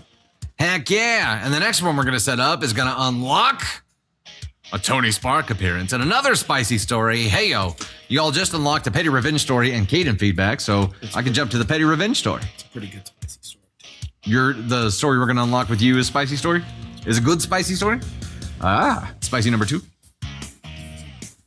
It's like we're going to eat Thai. Brittany, 5501, Bailey, Chapman, E8 Johnson, Meg's World, TLS Journey, Jamie's, Crystal Stockman, Tony Spark, Doroshko, Mila Oso, Diane Sheehan, Toraya. We got Christial, Samantha Lyons, Jerry Lego Fourth, Hoorn, Jackie Kelly, MJ Newcomb, Alexis Nicole, Aunt Sue, and Minwink. I'm definitely not pronouncing that right. Mean, O-U-I-N-K, Mino Inc. Yeah. Mino Inc. I haven't seen her ask. Do what? Michelle Heather also gets to ask a question. Oh, gotcha. Let me get this new one set up here. And it is Tony Spark and Spicy Story.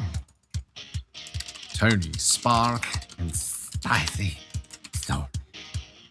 Spicy after Spark. Hey-yo.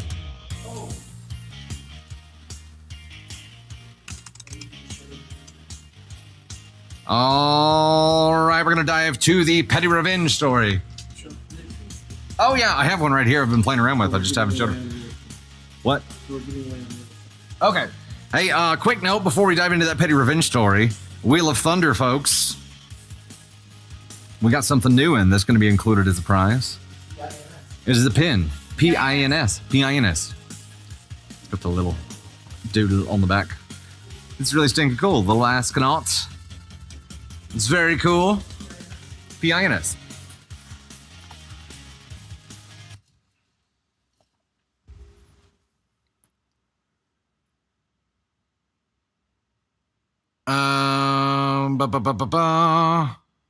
Sorry, I was trying to catch up on the conversation over here on the Ellen side with Dusty Blevins. I missed something. No, it's Okay, good. I thought I had screwed something up. Okay, here we go. Petty revenge time, y'all. And what? Caden Thunder is helping to give feedback on this. All right, cool. Here we go. Ladies and gentlemen, Dusty Thunder here with another Reddit story for you. This is actually a follower submitted story, and it is a petty revenge story. Title of this one is My Cheating Boyfriend Hates Clowns, and I'm a Petty Bitch. Clarification here. I think we all know how I feel about clowns. This is not me. This is not me. Hello, Dusty. I, female 26, recently found out my asshole boyfriend, Kenneth, male 28, fake names, FYI, cheated on me with my best friend, now ex-best friend, Teresa, female 25. By the way, OP, if you're in chat and you want to claim this, you know what to do. It happened during a party a few months ago from what I've gathered, and since then they continued seeing each other, hooking up whenever they could. Kenneth has lied to me saying he was going to the gym, and I believed him because I had no reason not to. But last week I saw Teresa was snapping Kenneth, which was odd because I had never seen them communicate outside of the group chat. So I checked the messages, I know, and found a ton of dirty messages between the two of them, with her explicit bits out and all. Oh. Her explicit bits. Oh. Also, for those who are under the age of, who are over the age of probably 30, snapping is messaging through Snapchat, just in case you were wondering. Was that look you just gave me was like, where are you going with this? Where are you going with this? And then you went there and I was like, Yeah, that's okay. Snapping. When you say snapping, did you guys know what snapping meant? Their convo went back and forth talking about how he shouldn't be with me. She can treat him better, etc. And he fed right into it. I wanted to scream and lash out at him as soon as he got out of the shower, but I didn't. I closed the phone, kept cool, and played it off like nothing happened. Now to this past week. It's October. My boyfriend fucking hates clowns. Despises them. We watched the movie Terrifier a few months ago, and it messed him up so badly that he couldn't sleep without the bathroom light on for weeks, literally. So I got to talking with one of my old friends. We'll call him Steven. Steven does improv at our local coffee shop a few times a month, and he's pretty good. I explained what was going on to Steven, and we decided to play a little game with Kenneth before I broke it off with him. I gave Kenneth's number to Steven, 2 different friend groups, they don't really know each other, and had him start periodically calling him for the past few days, just staying completely silent. Kenneth told me about the calls, and I just shrugged, telling him I didn't know the number. I said that weird. Kenneth told me about the calls, and I just shrugged, telling him I didn't know the number. So he blocked the number and went on about his business. Now I tell Kenneth I want to watch a scary movie, a clown movie, Terrifier 2. Oh yeah, he is adamantly against that. But I beg and plead, and eventually it gets turned on. We're watching, and we get a knock on the door. It's late. Who could that be? Kenneth asks. I make him go answer the door. Nobody there. Another knock a few minutes later. Kenneth checks. Nothing there. At this point, he's getting antsy. The movie is getting extremely graphic, and I'm having a blast because I know what's about to happen. Honey, I think there's something in our yard. I tell Kenneth to go look out the window. There, in our pitch black yard, is Steven, in full Terrifier clown attire, waving at Kenneth. Kenneth loses his absolute fucking mind. He stumbles back and asks me what the hell is happening. I shrug, saying I have no idea. He cracks the door open and screams for whoever is in our yard to get the hell out of it. Steven shrugs and leaves, and Kenneth is pissed and confused, and I talk him down from calling the police, saying someone was just playing a harmless prank. At this point, he's pretty much refusing to continue watching the movie, but I managed to convince him to just let us finish it. He finished the movie after this shit. So we press play, and then more knocks. Really loud this time. Kenneth gets up, pissed, and marches to the door, swings it open, and Steven jumps forward, screaming in full-on clown mode. Kenneth screams and falls backwards. He was okay, no injuries aside from his ego, as Steven burst into laughter. Kenneth starts cursing Steven out before I stop him, then tell him that he's a cheating piece of shit, and that this was all to get back at him, because I know he's cheating on me with Teresa. Long story short, we're in the process of packing up his stuff to get him moved out now. We rent. My name is the only one on the lease. Soon, I'll have this asshole out of my life. I haven't thought of a clever way to get back at Teresa yet. Me and Steven have some scheming to do, but we'll figure it out. So that's my petty revenge story for you. Thoughts? Did I cross the line? No. Yes, Queen. Yes. I don't think you crossed the line at all. This was amazing. You get wait, we gotta get the petty thunder going on here. You get some petty thunder for that. Love it. Love it, love it, love it. That was fantastic. Also, the only part of this that worries me at all is like your buddy Steven, like if this was me, that a clown, like if there was a clown in my freaking yard and I opened up the door and there was a clown there, Steven would have been injured. Like Steven, like severely injured, minimum. You would have clutched your chest and went away. It would not have, I'm super surprised that Steven got out of this unscathed, because if this had happened at our house, he would not have He would definitely not have. But no. I think it's fantastic that you found out that they were cheating and keeping the shit behind your back and then played all of this really cool. It would have been great to get them both at the same time with this kind of thing, right? And then you could show her like who he really is at the same time, right? And the hard part about getting Teresa now is that he's telling Teresa that you did this, and now she's gonna be watching her back, which might be the ultimate revenge. You never get her, but she thinks you're going to, so she's watching her back for like 2 years straight, waiting for the other shoe to drop. That would be brilliant. Let's hear what Caden Thunder has to say about this. Get on up here, birthday boy. Let's go. Ladies and gentlemen, Caden Thunder. You look so snazzy today, Caden Thunder. No. Fit is clean. Yeah. If I am being chased and I turn around and it's the clown from Terrifier, I'm just gonna give up. So, if you've seen that movie, yeah, we're just gonna give up. So, yeah, I'm surprised the dude didn't get. What was the dude name? Kenneth? I'm surprised he didn't get socked in the face. Or no, Steven. I'm surprised Steven didn't get socked in the face. Yeah. But yeah, good petty revenge, fantastic. That's the way to do it. What would you, if you found out partner was cheating with like your bestie? How would you get back at them? How would I get back at someone? Yeah. Yeah, this. I do this. Or That the clown. probably. I don't know. That's a lot of work though. If what would my petty revenge be? I don't know. There's a lot of work in petty revenge. I just like there's always that little thought in the back of my mind. It's like if life just goes to shit, I'm just gonna like become a monk or something in the mountains. I'm gonna live in the mountains. Not a monk, but yeah, but I would be, because that's Caden. That's the darkest timeline, Caden. So I just live in the mountains. I'd be a mountain man. But yeah, great petty revenge. There's Your birthday cake, me lord. there's the cake. Hey-o. There we go. Yeah. Yeah. This was great petty revenge. Probably one of my favorite things that people have done. I'm serious. If I see what Art the Clown from Terrifier, if I am running for my life and I turn around and it's him, I don't know. that's it. You're dead. I don't know. I haven't seen this movie, so I don't Who know. has anyone in chat seen Terrifier? Any of those movies? Is it like the clown dude from Saw? Clown? No, it's He's from not really a clown. Terrifier. No, I know, but I'm saying, is it like the? No. And he's not really a clown. He's a little puppet Yeah. from Saw. Saw is like one of my favorite horror franchises ever. Yeah, you guys have seen it.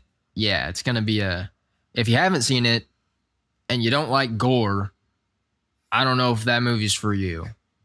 But if you do like gore, you should watch it. Yeah. Yes. If you were cheated on and you found out about it, do you think you could hold it inside and plan something petty, or would you just? So the question from Candy Thunder, if you didn't hear it, was if you found out that you were cheated on, and if you found out that you were cheated on, could you hold it in to plan something petty or plan some kind of revenge, or would you have to talk about it? I don't know if I could hold it in that. I mean, how long did she hold it in for? I don't know. I don't know if I could. I don't know if I have that level of patience. That's like extreme pettiness. It's like, what's the highest tier? The tiers, what's the highest one? Is it tier A? Of pettiness? Yeah. What is there's tiers. Like what's the highest tier? She's the highest tier of petty. Yeah, that would require a lot of self-control. That much self-control. Yeah, I could probably make it like 30 minutes before I'm like, you darn rascal. You tell her how it is, pal. Darn rascal. Now I'm moving to the mountains. You dirty rat.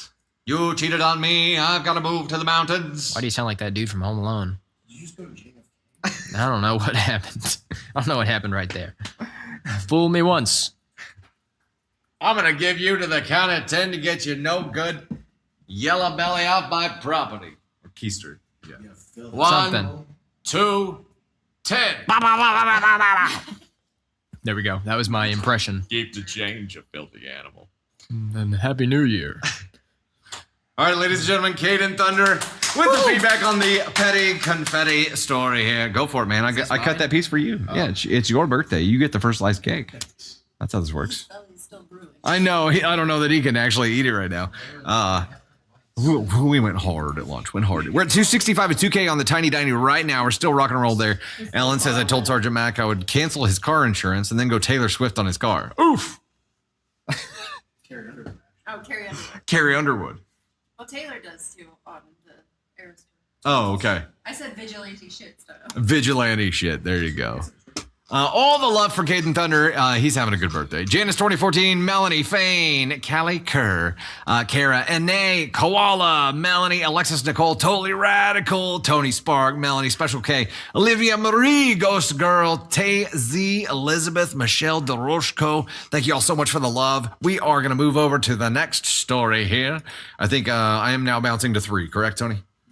Okay, here we go. All right. Hey there, it's Dusty Thunder with yet another Reddit story for you. This one is titled, I, 30 male, am in a 2-year relationship with a woman, 29 female, I was never attracted to. I don't know that we can do a poll on this one. It's from relationships. It's not an AITA. Let's just dive right into it and figure it out. This started about 1 year after I broke up with my ex-girlfriend after she cheated on me. I was scared to approach other girls as I was afraid they would do the same to me. Pretty logical. I was sad and lonely. I had always been an insecure person with low self-esteem. This is in no way an excuse, but I just want to lay out my mental state at the time. Then she came into my life. She was a junior in my office. We met through a common friend and started talking. She showed interest in me from the get-go. She was the one who initiated most of the conversations. She also flirted with me, to which I replied politely. Eventually, she admitted that she liked me. I have no idea what she saw in me. I wasn't attracted to her, unfortunately, so I rejected her, saying that I just got out of a relationship and I'm not looking for one right now. But she took it in a different way. Sometime later, when we were hanging out alone, she surprised me with a romantic gift. I was taken aback by this. It was at this point in my life that I had made one of the biggest mistakes of my life. I kissed her. Whether it was due to loneliness or just the sheer feeling of being loved or just plain horniness, I don't know, but I did. After this, we became a couple. She, of course, was very happy. I was, however, feeling very guilty for what I did. I thought about breaking up multiple times during our relationship, but wasn't able to do so. Sometimes there were some engagements. Her father also died during this time, so it didn't feel like the right time. Ultimately, I didn't have the courage to leave such a wonderful woman. And now coming to the present, here I am, still in the relationship. I'm not happy, and I don't even remember the last time when I was not depressed. She is an angel, and I am doing this to her. She has everything that I wanted a girl except the looks for me. If only I was attracted to her, my life would be set. I can't break up with her because I don't want to break her heart. I won't be able to see her cry. I also don't think any other girl would be interested in me, nor should they be. I am weak, but she deserves to be with someone who loves her as much as she loves him. I can't be with her as I am not attracted to her. I feel guilty of getting attracted to other women to the point that I don't even look at them now. I don't know what I'm going to do. What I do know is that whichever option I choose, I'm going to regret it later. Too long don't read. I'm in a relationship with a woman I'm not attracted to, and I don't know what I'm going to do next.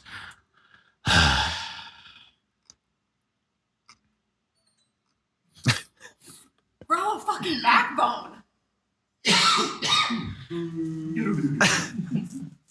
This, because so the title was I am in a 2-year relationship with a woman I was never attracted to. But hold up, like backtrack here a little bit because she got you a romantic gift. You caved then. And it sounded like the way that you had explained it, and then she said she took it a different way. It sounded like this was going to turn into like a friends with benefits kind of thing, casual physical relationship. But somehow you guys went from the romantic gift, which you caved because of the horniness, into like the next day you're a couple. And you were too much of a coward to speak up at all during that time. And it kind of bounces back and forth from two different narratives here, where he says she's such a good person. She deserves to be with somebody who likes her as much as she likes them. She deserves more. She deserves more than me. And then he's like, also, I'm just not attracted to her physically. So there's that. It's the looks. I know, like, looks are a thing that causes an initial attraction, right? But I think you fall in love with the person. You love the person. Like, I don't think you love their appearance. That's what draws you in, but you love the person. So he's not even giving her a chance. And it sounds like, there's the potential for so much more there, but he's just not attracted to her, maybe to the point that he's repelled by her a little bit, by her appearance. And that sucks. But OP, here's what you need to hear. You think that staying with her is doing her some kind of service. You think that staying with her and not breaking up with her because you think breaking her heart or watching her cry is going to be the disservice. The disservice is staying with her and lying to her right now. The disservice is to both of you staying in a situation which you know is not right and thinking that oh, she deserves to not have a broken heart. How do you think this is going to play out? Do you think you're going to go through an entire lifetime of being with this person and then at the very end be like, by the way, I was never attracted to you. And then she's going to be like, oh, we had such a happy life together. It is not going to work out like that. You are doing this person a disservice because you're being a coward about it. The most important conversations that you need to have in life are the difficult conversations. And right now you're just leading her astray. And if you, it sucks. It sucks to think about her in this position. He did come out and say like he's not looking for a relationship and how this snowballed so quickly. I don't understand. He glazed over that. But the fact remains is you're 2 years in and you're only with her because you're too scared to break up with her because you don't want to see her cry. Pick your pain.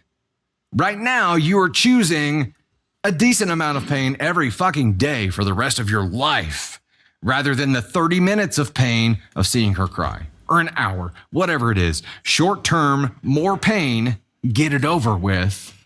The math on this is going to be more pain if you keep your mouth shut for both of you. The right thing to do is to speak up for both of you.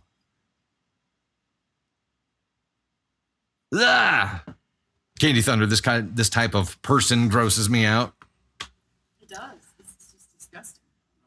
You know how else to say. Mother Trucker says my ex is currently do this. His girlfriend has wanted to be with him for 30 years. Elizabeth, he thinks he's a 10 with a 1 personality. I hope she finds her fabulous. Megan, yeah, it's like the amount of she gonna be big mad when she finds out. When he finally does come clean, and every day that goes by is going to make it an even bigger mad because the amount of time that you're wasting right now. And that time is the most valuable resource we have, right? It is the most finite thing that we have. So to waste someone's time intentionally is absolute hot garbage. Absolute hot fucking garbage. Beyond the hurt and distrust this is going to give her. Yes, thank you. So the other side of this is the longer you wait, the more this is going to affect her life later on and affect her ability to have relationships going on. You obviously need to be talking to somebody. You obviously need to be going through counseling because whatever happened in your last relationship or even before that, the way that you feel completely worthless and disgusting and like you see no value in yourself at all, you don't need to be in a relationship, period. Until you are through that, until you are happy with yourself, until you enjoy your own company, until you can be comfortable with yourself and be your own friend, you do not need to be in a relationship because right now you're kind of spreading your disease, and that is not doing anyone a service, not even you. Do it different. This is the worst. This is the worst of the worst, man. Like he feels like this is a Kobayashi Maru. He's presenting this like it is a no-win scenario. Like no matter what he does, he's going to regret it. I'm telling you right now, you're going to regret not having her around because it sounds like you guys could probably be really good friends in a different kind of situation. But think about what is the right thing for her. You have to think about that. And also you have to think about you and picking your pain. There's pain down either path, but what is it like? Which path leads to more pain? I think the path that you're on right now, you've already endured 2 years of being with somebody who you don't want to be with because you're too freaking chicken to speak up. That's 2 years banked worth of pain that could have been avoided if you learned to speak your mind. Ellen, this is your monthly reminder to go to therapy. Mental health is just as important as physical health. Agreed. And I wish it was viewed that way here in the United States. It is not. And, it is. I think everybody probably hits a point in their life where they're like, yeah, I probably should talk to somebody. And for me, that was this year. Finally, for the first time in my life, got into therapy and started talking to somebody. And it's only been like a couple of months now. And already am learning a lot. And I think there's no like end game. There's no goal. I think if you start learning yourself better, and that is the goal is to learn yourself better. And in his position, if he had started talking to somebody and gotten into therapy and actually learning himself better, he would have been able to have this conversation, this really difficult, scary conversation much earlier. More importantly, he'd be working on the way he sees and values himself. And maybe would have realized during this that he was attracted to her. He was just afraid to let himself feel that. Because when people get traumatized in situations, those senses become off limits. So it may have just been something that he shut down in himself before. I don't know. But I know that he's got some issues that are already causing some major relationship problems in his life, and it's not going to stop there. It's not going to stop. It won't. Magic drop. Yeah, good point. It's okay to prioritize yourself, but not when it directly harms someone. And that's what he's doing. He's not even prioritizing himself, though. Like, he's not doing the right thing for him. He's doing the easy thing for him. The easy thing because he perceives there to be more pain in having a difficult conversation than in speaking up. But in reality, speaking up leads to a short-term burst of heightened pain, but less pain overall than keeping your mouth shut, right? Pick your pain. Do you want to get it over with? Do you want to eat your frog and then not have this pain tomorrow? Or do you want to keep enduring this smaller amount of pain every day for the rest of your life? And so many people make that continued choice every day because they perceive that more pain of speaking up and changing things to be greater than the pain they're already experiencing, but it's not. Red R Duck with a $5 super says, Thunder fam, my tiny fam has learned so much about each other from your videos. Thank you for doing these tough conversation videos. Thank you so much. That means a lot. I mean, it means a lot every time that we hear that we make an actual difference. It's worth it.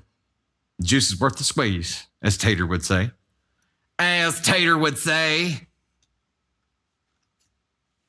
Oh, Ellen, almost to the likes goal. We're at 88%, y'all. We're rocking along. We are rocking along. I'm going to rock some music here for just a second, get a drink. Oh, Walter, we are at 941 to 2K on the Tiny Dinies right now, which is going to unlock Tony Spark and a spicy story, another spicy story.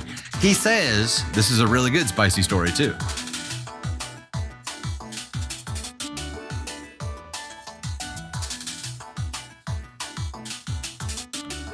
KF2626, I learned a lot in therapy. I was raised that you're weak if you go to therapy, and it's the opposite. And that's a generational problem, right? It is Amazing Grace. Thanks so much. Listen to the podcast on your drive home. So cool. Thank you. That's a generational problem. And the book that I'm reading right now, kind of goes into the generational changes and how the view of therapy has evolved here. And I think we see a lot of generational problems like this bubbling up right now, where it's the embedded view that we had that it's a weakness to have a problem.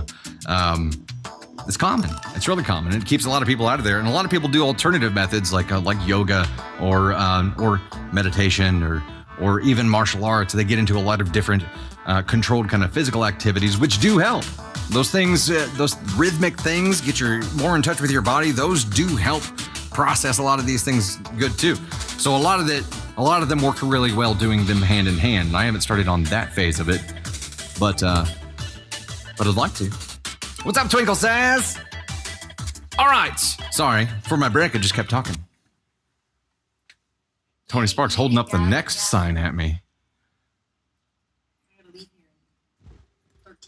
All right, I'm on number 4, correct? Here we go. Hey there, it's Dusty Thunder with yet another Reddit story. This one from AITA is titled, Am I the Astronaut for Taking Away My Son's School Computer?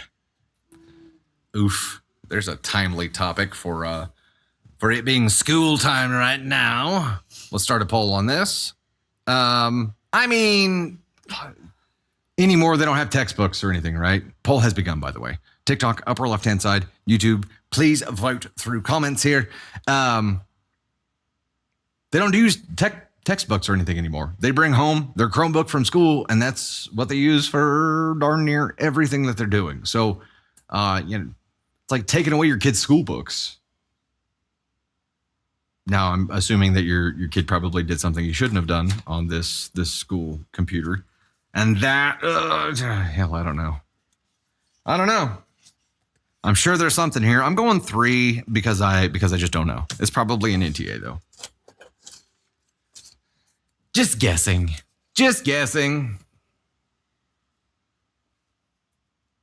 School, yeah, Ellen. I'm guessing the school issued it.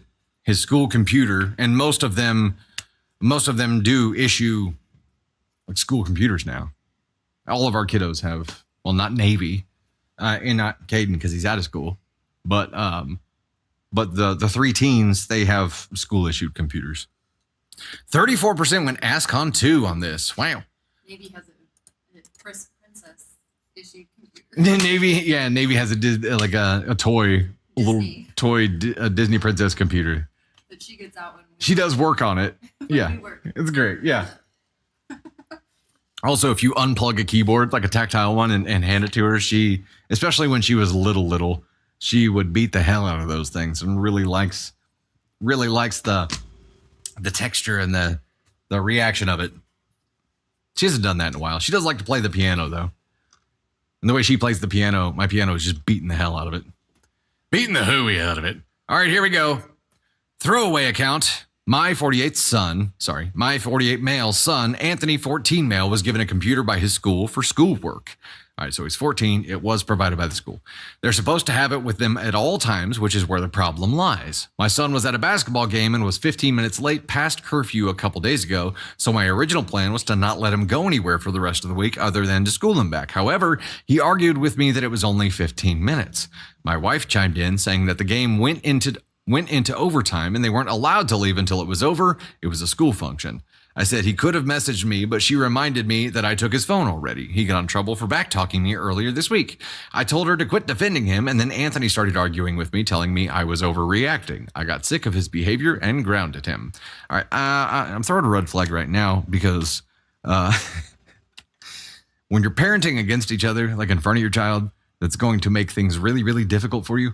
And Opie and his partner are not on the same page right now at all, openly. So it's just dysfunction. He doesn't have much other than his phone, so I took his school computer and said that he won't get it back until he apologizes, which probably won't happen for a while since he's stubborn as hell. The past couple of days, he's been failing some of his classes because I guess some teachers refuse to give paperwork and need everything online.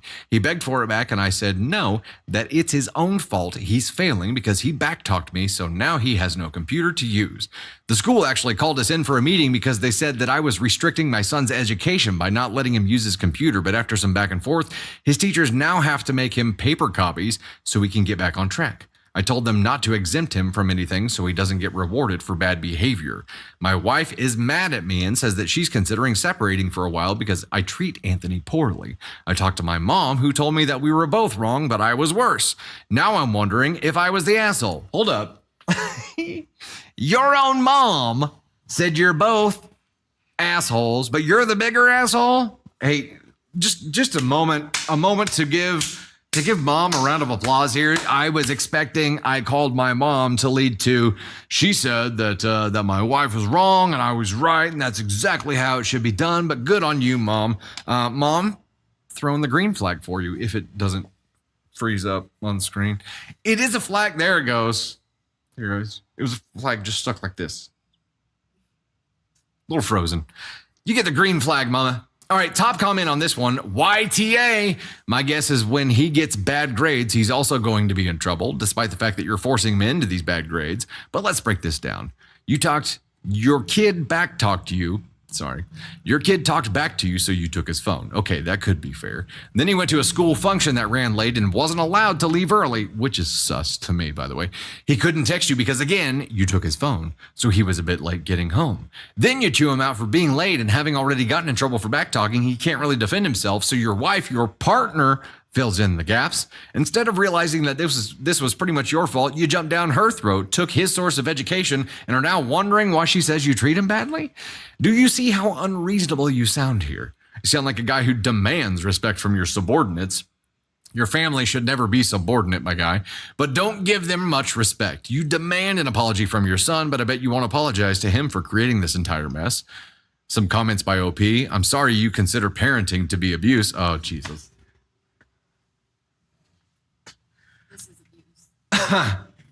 Also, I'm sorry you consider this. I'm sorry you think this. This. These are all replies. I didn't put the original. Okay, these are all replies by random comments from OP. We're just going to be looking at OP's replies here, though. I'm sorry you consider parenting to be abuse. Maybe stop letting kids do whatever and actually be a parent before you criticize someone else for doing what a parent should do. Borrow someone else's phone or have someone from the school call me. I honestly don't care if he fails. He'd get into trouble for staying late and could have found a way to let me know beforehand, but he didn't, so he can deal with the consequences. He has the work on paper now, so he won't be failing. It's not trivial. I have these rules for a reason. He doesn't need to be staying out all night at 14. And if I let 15 minutes slide, eventually it turns into 30. And eventually he just won't care about the curfew at all. Also, it's not abuse. It's called being a parent. No, this is called being dictated. My guy, you can call it whatever the fuck you want. You are having a negative impact on your child. And the punishment does not fit the crime here, my guy. Also, the school could actually say that you had stolen this computer because it's not your property. It's the school's property. You have no right to take it from him. I'm surprised the school was like, okay, we'll do this and give him the paper thing. And he acts like he won that battle. I don't think he actually did. And also, I think that this is going to be a bigger issue. Hey, can somebody check on that, please? We've got some kind of altercation happening outside.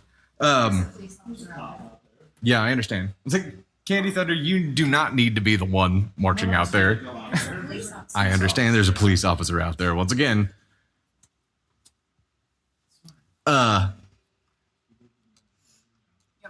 this whole, it's not, if you have to say it's not abuse, it's probably abuse, my guy.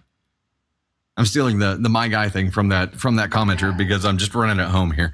If you have to say it over and over again, it probably is. Also, if you're coming to Reddit and saying, am I the astronaut for taking away my son's school computer and then giving this story, but then everybody who comes out and says, yeah, I think you actually might be, you're like, no, it's not this, it's this, it's not this and this.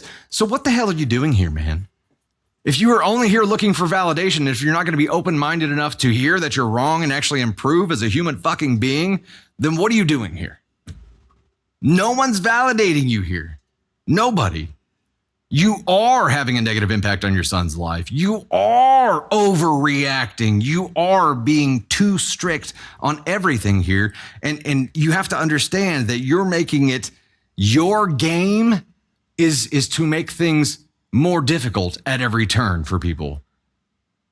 Yes, you demand respect from your family, but then also you place these limitations on them that make it harder to satisfy you. You set up an unwinnable scenario for them and then wonder why they're frustrated.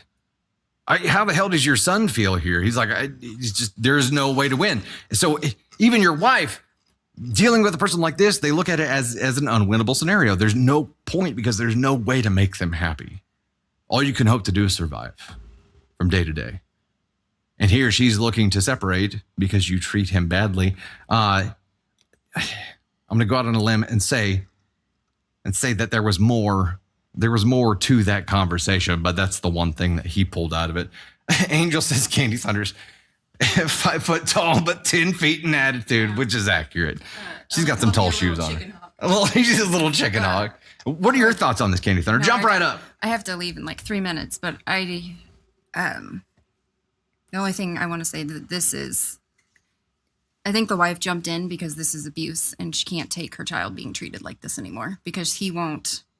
And I understand, but at some point it's like you are being too hard and you won't let up. And I feel like in parenting, there has to be at least let your child speak, like at least let your child talk to you, especially at 14, because they're old enough to have that conversation instead of just saying, here's your punishment, deal with it. Like ultimatum, like, fuck this is it. Talk to your child, because in my opinion, this father is overreacting to what he seems that his son is not doing exactly what I say. When I say jump, you say how high. I loathe that kind of parenting. I loathe it because it's not okay. Like, no, children are human beings and we should treat them like human beings, because if somebody did this to that dad, he would lose his shit because his ego would be challenged, his control would be challenged, and he would lose his shit. And I think, especially when kids get older, we have to have the conversation. If you want to dish out punishment, that's fine, but have it in a conversation. Hey, this is why I'm upset. Like, can you explain to me what happened? And when you hear that response, if you're not satisfied with it, then you can dish out the punishment. But I mean, what are you doing by taking away a school laptop? Yeah, a what are school you trying to laptop achieve there? that you can't access anything on. They're locked down, like no social media sites, nothing. You can research on it. You can go to like your power school stuff to do your homework. Like, all you're doing is making your son's life harder because he was at a basketball game. Was he in the band? Like, was he playing in the basketball game? Was he a manager for the basketball game? Why couldn't he leave? Right. Like, we don't know those things. And if he was there, like, just hanging out and it went long, like, it's a fucking basketball game.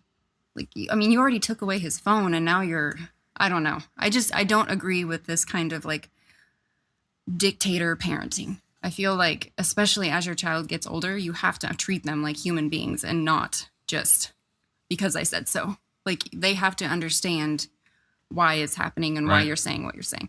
And parents who don't apologize piss me the fuck off. Like, this dad was wrong. He shouldn't have done what he did. And when he met with the school, he should have walked it back and apologized, because teaching your child to be accountable for the actions, like accountable for their actions, you do that when you apologize to your child. And I have apologized and apologized, because I feel like if I overreact in a situation, I don't want that to be what my child thinks is okay. I want to say, hey, especially with Ava, hey, I fucked this up. Like, I messed up. I should not have done this. I went too far, and I'm sorry. Like, this is how I should have handled it, and XYZ. That's the important part there. When you said, we can apologize all we want. It's never just an apology, though. It's never just like, hey, I'm sorry I raised my voice. It is a teaching moment. Yes. That is here's how I should have handled it, and here's what I was trying to accomplish. Exactly. Here's a better way to do this. And yeah, he's got to realize that all he's doing is training his son to be a dictator right now as well. It's also really interesting that he puts his wife on the same level as his son. Yeah, like, they're not allowed to speak. Like, he just hands out. He just gives orders to both of them. Yep. And so it's him, and then it's the rest of the family, and they all follow orders, even to the detriment of their own education or whatever. Right. Like, yeah, I think you're probably going to get left here, buddy. And I want to know if you would never take away a school-issued laptop, but what would happen if the wife gave the son back the laptop? Oh. What would happen in that moment? Because that's where you find out that this is fucking abuse. Yeah. That's where you find out that this is the way that he is running this family is not okay. Right. Acting like he is the end all be all. Nobody else gets a say in anything that happens in this family. Yeah. This kind of stuff is just Not even the school, apparently. No. Like, Nobody tells my kid what to do but me, damn it. and also, like, go to the school and ask for extra credit, and that is a punishment for your child for being late. Do something that actually supports them, not something that makes their life 10 times harder. And also calls them out in every single class when they get handed papers and they can't use their laptop. Like, this dad is, he's not cool. I just don't understand what his goal here is. And yeah, a lot of people say in Control. here it's more important that they listen to him and take his orders and carry his orders out than anything else. It doesn't matter like to what detriment, right? So I just don't understand in his mind what his goal is to have a compliant family because it's easier that way. So his goal isn't to have a happy family and like help teach his kids and help and love his wife and like do this as a team and be happy. That's not the goal. The goal is to just do what I fucking say. Yeah. And that's it. I think he's like he wants respect from his family. And this is how he thinks he get it because this is how he thinks he should get it. Maybe his dad did this to him and it was like there's no room for error, but no human can live in a world where there is no room for error because we make errors every day, all the time. And we make up for them. We move forward. We learn from them. But it's not respect that you're getting. It's compliance. And that's different. Getting respect, earning respect should be your goal here, Dad. Hey, Caden Thunder is taking off here. Let's have him jump on and tell him one last happy birthday here. Happy birthday to you.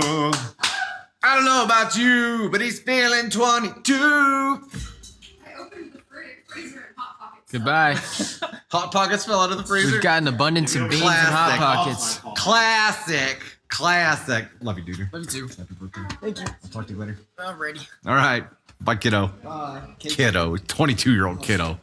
Gosh, it's not even right. It's not even right. Hey, y'all hit the tiny diny goal, which means we get to get our spicy story in, right, Tony?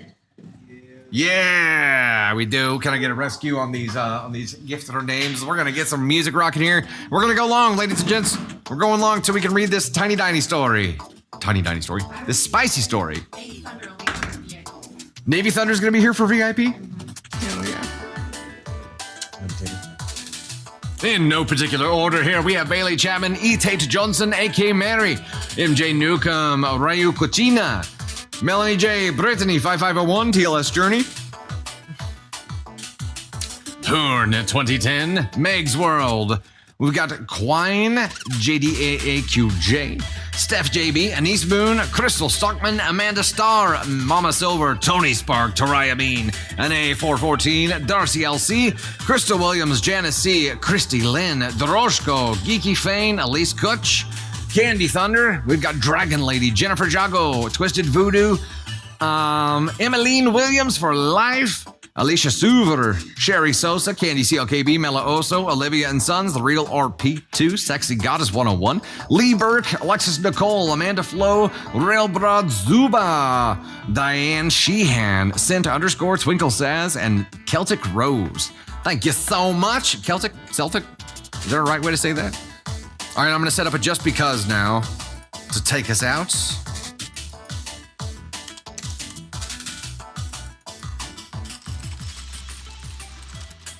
Whoop. Okay, we're just going lightning bolts here to take us out here in the end. Hey, Trisha, Candy White, Dark Angel, Vashuda, Dragon Glass Images, Brittany, dropping a whole bunch there. Sherry Sosa, Jezebel, thanks so much for the love, y'all.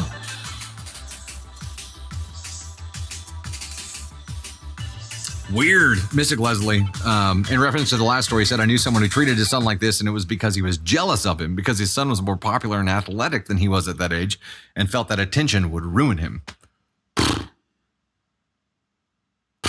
Imagine being 48 and jealous of your Yeah. Imagine being a grown-ass man jealous of your kid. Hey, Smoots. What's up, buddy? Daughter's birthday is today as well. She turned 3, Kiara. Happy gosh heckin' birthday to her. That's awesome. Oh, my goodness. All right.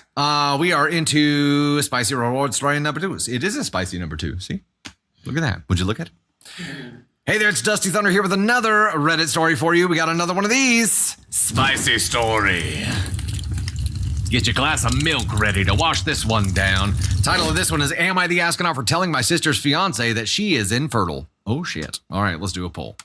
I mean, I feel like that's probably something that's not your place to say, but it's also one of those things where, no, I don't. It doesn't feel like it's your place, but also if it's something that somebody's hiding for somebody they're getting ready to marry, that's kind of an important thing that they discuss ahead of time. maybe it's important to them, but do you get to decide, right? Do you get to decide for someone else?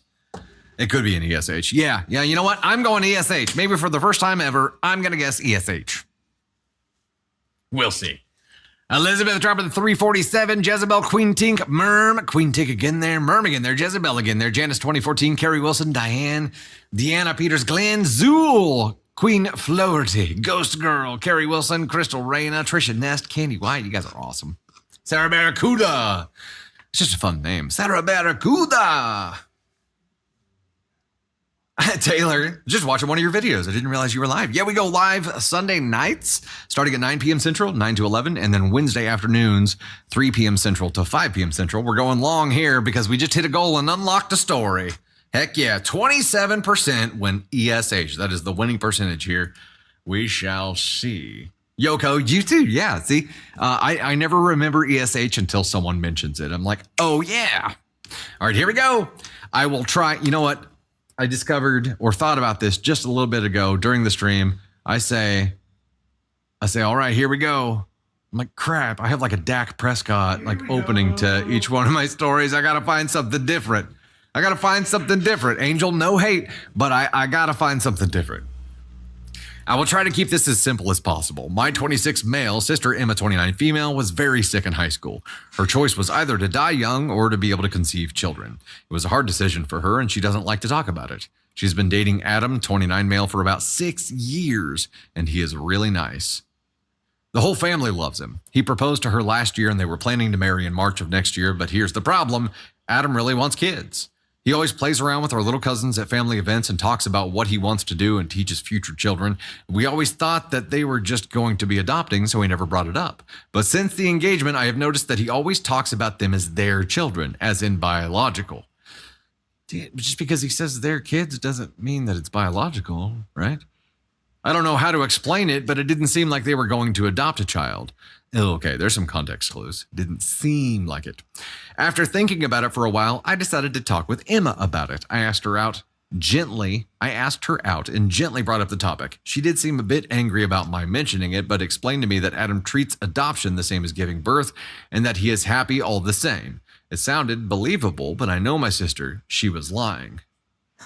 During the entire conversation, she could not look me in the eye. After a month, I finally decided to talk to Adam. This Sunday, we were gathered at my parents' house for dinner, and while everybody was busy and we were alone, I asked Adam how the adoption proceedings were going. Were they going to start now or after they got married? He looked surprised and asked me what I was talking about. I mentioned how he wants many kids, so they should probably be starting with the whole process early. He asked me if Emma wants to adopt a child because they had never talked about it. Oh no. Since my parents were coming back, I asked him to talk to me later. Also, Brittany, Solid Galaxy, thank you so much. Oh, and another Galaxy, thanks so much. Also, Melanie dropping the hardcore big time bolts there. Oh, there's some big time bolt droppers right now. We'll get back to that in just a second. Around the end of the dinner, I asked him for some help with my phone and led him to the balcony, and I was honest with him. I asked him if he knew that Emma couldn't have children. At first, he thought I was joking, but when he saw that I was serious, he got this dead look on his face. I told him some of the details and said that it would probably be best if he talked with Emma for the full story. He was quiet for the rest of the evening. When they got home, they apparently got into a major fight. I know that he is currently staying with friends and asked for the ring back, but nothing else. Emma hates me, and our parents are mostly on her side and think that I shouldn't have said anything. I thought I was doing the right thing. This is such a huge secret to keep from your future partner, but maybe it really wasn't my place to say anything. Well, OP, like you now's a hell of a time to be like, maybe it wasn't my place. You've already done it. Okay, I'm going to come back to this. Sarah Barracuda, Doroshko, Kayla, Elizabeth, Meg, Melanie, Brittany. Melanie dropping the 799 bolts. Brittany dropping 2 galaxies there. Nicole dropping the 319. Bailey Chapman with the 575. Brittany with 612. Queen Tink, Sarah Barracuda. You guys are awesome. Thanks so much for the love. Elizabeth with the trash panda. Saw it was very cool. Brittany dropping 303. Mom Burb. Lynette Stevens, Sarah Barracuda. You guys are awesome. Okay. This brother, I understand he thought he was doing the right thing, like saving his sister's fiance from future pain. It really wasn't his place. It really wasn't his place. Now, if you're gonna confront somebody that confrontation needs to happen with the sister. It needs to happen maybe as an enhancement, like a step 2 would be parents plus sister, and be like, hey, I feel like you're not being truthful here. Have you told him before you step into this, you're going to be tricking somebody into marrying you and hiding the truth from them if you don't come clean about this? Are you 100% telling the truth that he knows about this? But it's not his business to get involved. It's not his business to pull somebody aside and say, hey, you're being lied to. Or is it? Or is it? No, starting a marriage on a lie would be, it's terrible. She shouldn't do what she did. Does that excuse him doing what he did? Do 2 wrongs make a right here? ESH, but sister has asked on 1 for not being honest. That's so selfish and a horrible thing to do. He did need to know. I would want to know too. I would want to know. Who's Tony Holfeld? I'm just kidding. Tony Spark on the YouTube side said it wasn't his place to say anything for sure, but he also lied to OP. But she also lied to OP and has been lying to her fiance as well. In my opinion, she is higher on the ask-on scale than OP. I agree with you. What she is doing is an ask-on one thing. I'm sure there's a great amount of shame with what she's dealing with here, and maybe it's a denial. I'm sure she struggles with her infertility all the time, and it's not an easy thing to get through. And medically, getting there medically because of a life-threatening situation, I'm sure is even harder to deal with. But deceiving a person that you're supposed to love and a person that you are saying you want to do life with as a team for the rest of your life ain't the play. What she is doing is much, much worse. However, that's not the question here. The question is not on her behavior, whether she did the right thing or not. It is, am I the astronaut for telling my sister's fiance that she's infertile? So it's the brother. Is the brother an asshole for jumping in and telling the truth? Somebody had to do it if it wasn't going to be her. So since it was him, was it still an asshole thing to do? And keep this in mind. It can be a net positive and still be an asshole thing to do. So maybe this was a justified asshole. Angel, thanks so much. Have a great night. Blame him for it. Let him think he had the infertility issues. Gracie, we've read stories like that. It would lead to a life of pain for both of them. So yes, he's preventing that. He's saving it, but still, this might be a justified asshole thing for me. And really, I think his approach should have been different here. So it's not a definitely shouldn't have done it. For me, it's a should have done it differently. Because I think if you're escalating this thing, you had the conversation with her, you thought she was lying. You didn't press the fact that you thought she was lying, though. You didn't say, hey, I know you're lying. Come clean to me right now. And confront her about it and force it out of her. And if that didn't work, get the parents involved and say, hey, I'm pretty sure she's lying. And I feel like he's getting ready to get trapped in this situation that he doesn't understand, and then have an intervention there. And if that doesn't work, then talk to him. So it's just for me, should have done it a little bit differently. But what she did is, yes, it's terrible. And I'm sure she's got a great amount of shame that it's a conversation that she doesn't know how to have. But maybe that's the conversation, again, going back to therapy or counseling. Maybe that's something you don't have to do alone. But it's absolutely something that your partner for the rest of your life needs to know about ahead of time. Or you can expect nothing but them to leave when they do find out. If you trick them into getting married by hiding this, it's terrible. Denise Williams, Niecy, member for 14 gosh-ecking months on the freaking Thunder Crew. Heck yes. KW says, no, she had 6 years for this conversation, or even more for therapy. The groom-to-be had the right to know. There you go. I think it's justified assholery. The order of things should have happened differently in my mind. And you say she had 6 years for this conversation. If OP, how long have they been engaged?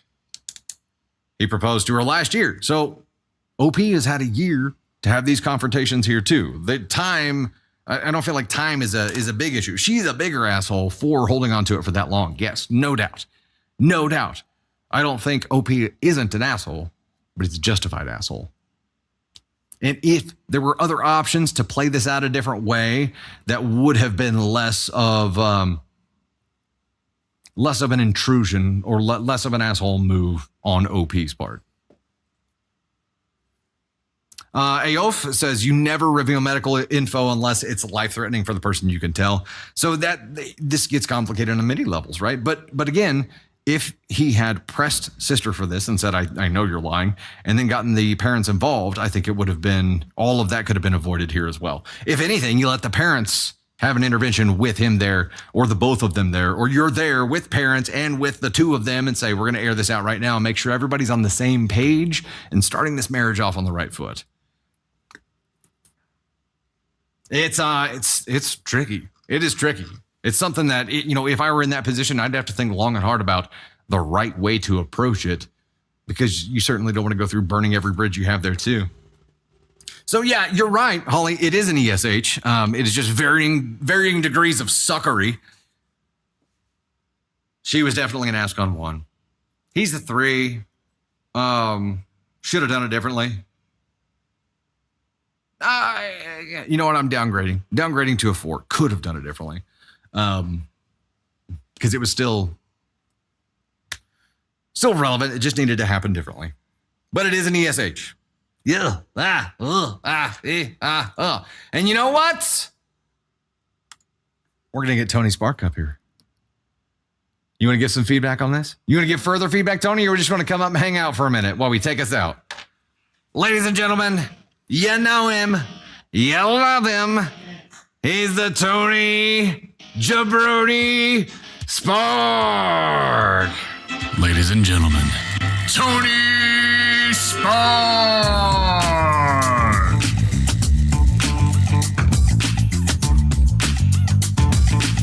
Hello, peeps. What's poppin'? How's everybody doing today? Yeah, I got the coral on today. Coral! Luckily, Dusty didn't wear the coral, but I also saw that Shane wore coral yesterday. Oh, yeah, that's true. So I knew I was safe to wear this today. Also, got a giant pile of laundry, so that was also determining factor when you have a pile of laundry. What you're gonna wear. Yeah. Does anybody else hate to do laundry? Hate the laundry. Hate doing laundry. Hate having to fold it and put it away. And then you feel like you're just kind of like, it's just like it's a never ending cycle of laundry. Honey. What? Never ending cycle. See what I did there? I didn't meant to do that because I'm funny. I'm punny. I mean, laundry just for myself is a pain in the ass. I can't imagine having to do it for multiple people. Love folding, but hate putting it away. I don't even like folding. I don't like doing any of it. Hate it. Hate it all. It's therapeutic. I'm glad I remembered laundry, though, because I need to do laundry, but I also don't. Got to do that whole, got to go get laundry detergent and all the stuff. And that's somehow the trip to the store that involves like laundry detergent, paper towels, fabric softener, like that somehow ends up being the most expensive trip to the store you'll ever have. Like when you have to buy those stupid, I feel like Tide Pods don't get it as clean. I don't know. Well, so I do the liquid. You can't just use one. I know that. Okay. I know that. Okay. I like 2, sometimes 3, depending on the size but I still feel like it doesn't get it as clean. Oh, ours do. But I got called out by my therapist for abusing laundry. Abusing or using laundry. Like I was using it as something I can control in times of chaos. So like I would force myself on a day when it was already too much calamity and chaos, and I had no business cramming laundry into the mix of forcing myself to do laundry because it was therapeutic for me and something I could control. I got called out on it, and I was like, damn, you're right. It's not so much like of a benefit to the family. I'm doing it for me. Yeah.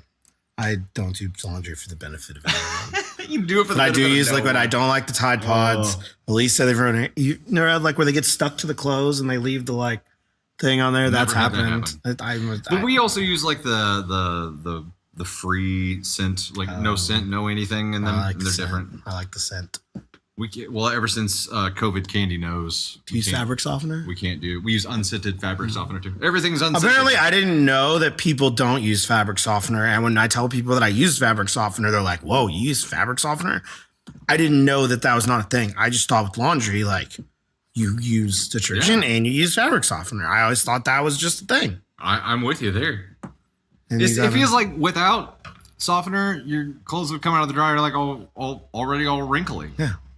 And you'd have to like iron or steam everything. I know. See, some people don't use. It's bad for clothes. But how am I? Is it? Was it bad for clothes? What is it? Talk down to the clothes while it's in the washer with them? Be like, you suck. Like fabric softener. How It's is supposed it- to how is it- soften your fabrics. how It's is supposed it to make your bad clothes feel better and make them for feel clothes? good about themselves. How is it bad? Fabric softeners for rich people. I could counter that argument. Vinegar is softener. I have used vinegar before because of stuff like we have towels and stuff we've used at the lake and with cleaner and they get nasty and dirty. Yeah, We yeah, use yeah. vinegar because it takes Yeah. the smell out. Right. I do know that. Vinegar. I don't know. It smells nice. It makes the clothes smell good. Ruins the dryer. Well, sanitizer. See, I'm learning so much. Huh. I don't know.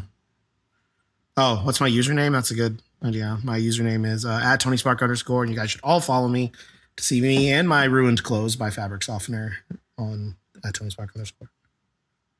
Never ruin my wash. I don't know. Maybe I shouldn't be using fabric softener. See, people Add a are, waxy film. So people we are anti-fabric softener. I didn't know. I don't. To be honest, I don't know the purpose of fabric softener. I just know that there's always fabric softener. So I was like, oh, I should use fabric softener. When I learned how to do laundry, there was fabric softener. So there was. I just think that that's the thing. Now, if I don't have fabric softener, I'm gonna be like, no, Meg's World. I am an OxyClean guy, and I believe that OxyClean would get the brown off shit. I'm telling you, OxyClean spray is the best. What? Also, shout out to my man Billy Mays. R.I.P. Forever. If you get the brown off shit, what color is it? Like gray? I don't know, but you spray a little OxyClean on it, we could find out. All right. I was also Billy Mays, fun fact, for Halloween my senior year, I think. And it was spot on. I slicked back my hair. Wait, that's another pun. I slicked back my hair. I obviously didn't have any facial hair then. And I painted on a beard, blue shirt, printed out the OxyClean logo. Go around with a bottle of I would top of the talk like OxyClean? Billy Mays, yell all day long. It was great. I finished second in the costume contest. Thanks. Look at that. It's I like finished second in the costume Totally contest to Billy the Mays. Ghostbusters. But to be fair, there was 4 of them, and they even had a Slimer. So yeah, I that's hard understand. to beat. But I know I'm gonna have to try to find a picture 4-on-1. as Billy Mays. It was a really good Billy Mays, and it was right after he died too. R.I.P. Did you ever watch the show that he had, Pitchman? Him and the other guy. It's him, and there's another famous pitchman type. As seen on TV. guy, guy. and Anthony something. I don't know. They had a reality show for there for a little while, Huh. and so it was really interesting. And then Never saw and it. then Billy Mays died. That was sad. That is sad. But anyway, follow @TonySpark_. Apparently, I should stop using fabric softener. Yeah. Apparently we're And, learning here. Laundry sanitizer. We're learning here. I don't work in medical, but maybe I don't know. Anyway, We'll figure Bye, it out. guys. We'll do some research. I mean, we've been on the I don't think it's Tide free, but it's I use Tide. I'm a Tide guy. it's it is the free and clear, free of dyes and chemicals, and it's very, very basic. And we started using it Candy Thunder's COVID knows, but also when Navy was born, when with bebés you try to go scent free and chemical free on anything. But we'll check into that. We'll check into the distilled vinegar. I like the smell of it. I like the clean. Yeah, so Ava Thunder uses the scented stuff, and every time she does, it fills up the house with that scent, and you could tell it's happening. Candy Thunder is always really happy when that happens. Wendy Taylor says, "I'm still using fabric softener." Well, there you go. Yeah, you make your own choices.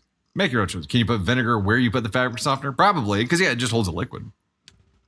KF2626, I ain't leaving my softener for nobody. I get it. I'm learning something new though. The ShamWow dude, was that him? Tony Spark? Was that the guy he teamed up with? No, I don't think so. Huh. Hey, some last minute things here. David Potter, Sarah Barracuda. We also hit this last goal. We'll give some thanks as we head out for this. I'll give the top 12 here. Anthony, what? Anthony Sullivan was the guy's name. Anthony Sullivan. Another pitchman guy. Huh. He All right. also kind of took over OxyClean. Yeah. Melanie J96, Brittany 5501, Bailey Chapman, Ite Johnson, Nicole. We got Sarah Elizabeth, Diane Sheehan, AK Mary Doroshko, Meg's World, Elise Kutch, Janice C 2014. You guys are awesome. Thank you so much for hanging out with us today. No, he was British, the guy he teamed up with. Oh, gotcha. The Flex Seal dude? We should come out with our own kind of that. Hey, Joyce, welcome to the Goshek and Thunder crew. Glad to have you there. Wayward, David Potter, Sarah Barracuda, Jane Liz, Fallen Devil, Annie Butcher, Wayward, Sarah Barracuda dropping the hundo bolts there, Vanessa Rivera, Jill, Nikki, Vanessa again, Urban Insanity, Carrie Wilson, Melanie dropping the 4 hundo, Urban Insanity with the superpower, Dark Cab, Brittany, Sarah Barracuda, Urban Insanity, Brittany, again, Nicole Perez, Meg's World, Diane, you guys are awesome. Thank you so much for the love and hanging out with us today, and thank you so much for all the Caden Thunder birthday love. He had a great time. Thank you guys so much, and also for the fam sending the huge haul for Caden Thunder. He's stocked up on beans, Diet Coke, and Hot Pockets, and all kinds of stuff for a while now. So, what? 124 items? Y'all are just the best kind of crazy there is. Freaking love it. And that's why you fit perfectly into our family. Thanks for hanging out with us. VIP will start here in about 15 minutes, so stay tuned for that. Everybody else, we'll see you again on Sunday when we do another live at the normal scheduled time of 9 p.m. Central. Chiefs play earlier that day. So, they have a bye, right? Yeah, we have the bye. So, we're going to be bored. I'll be watching other teams play football next week. It's going to be weird. All right, we'll see you next time. Thanks so much for hanging out with us. Much love. Have a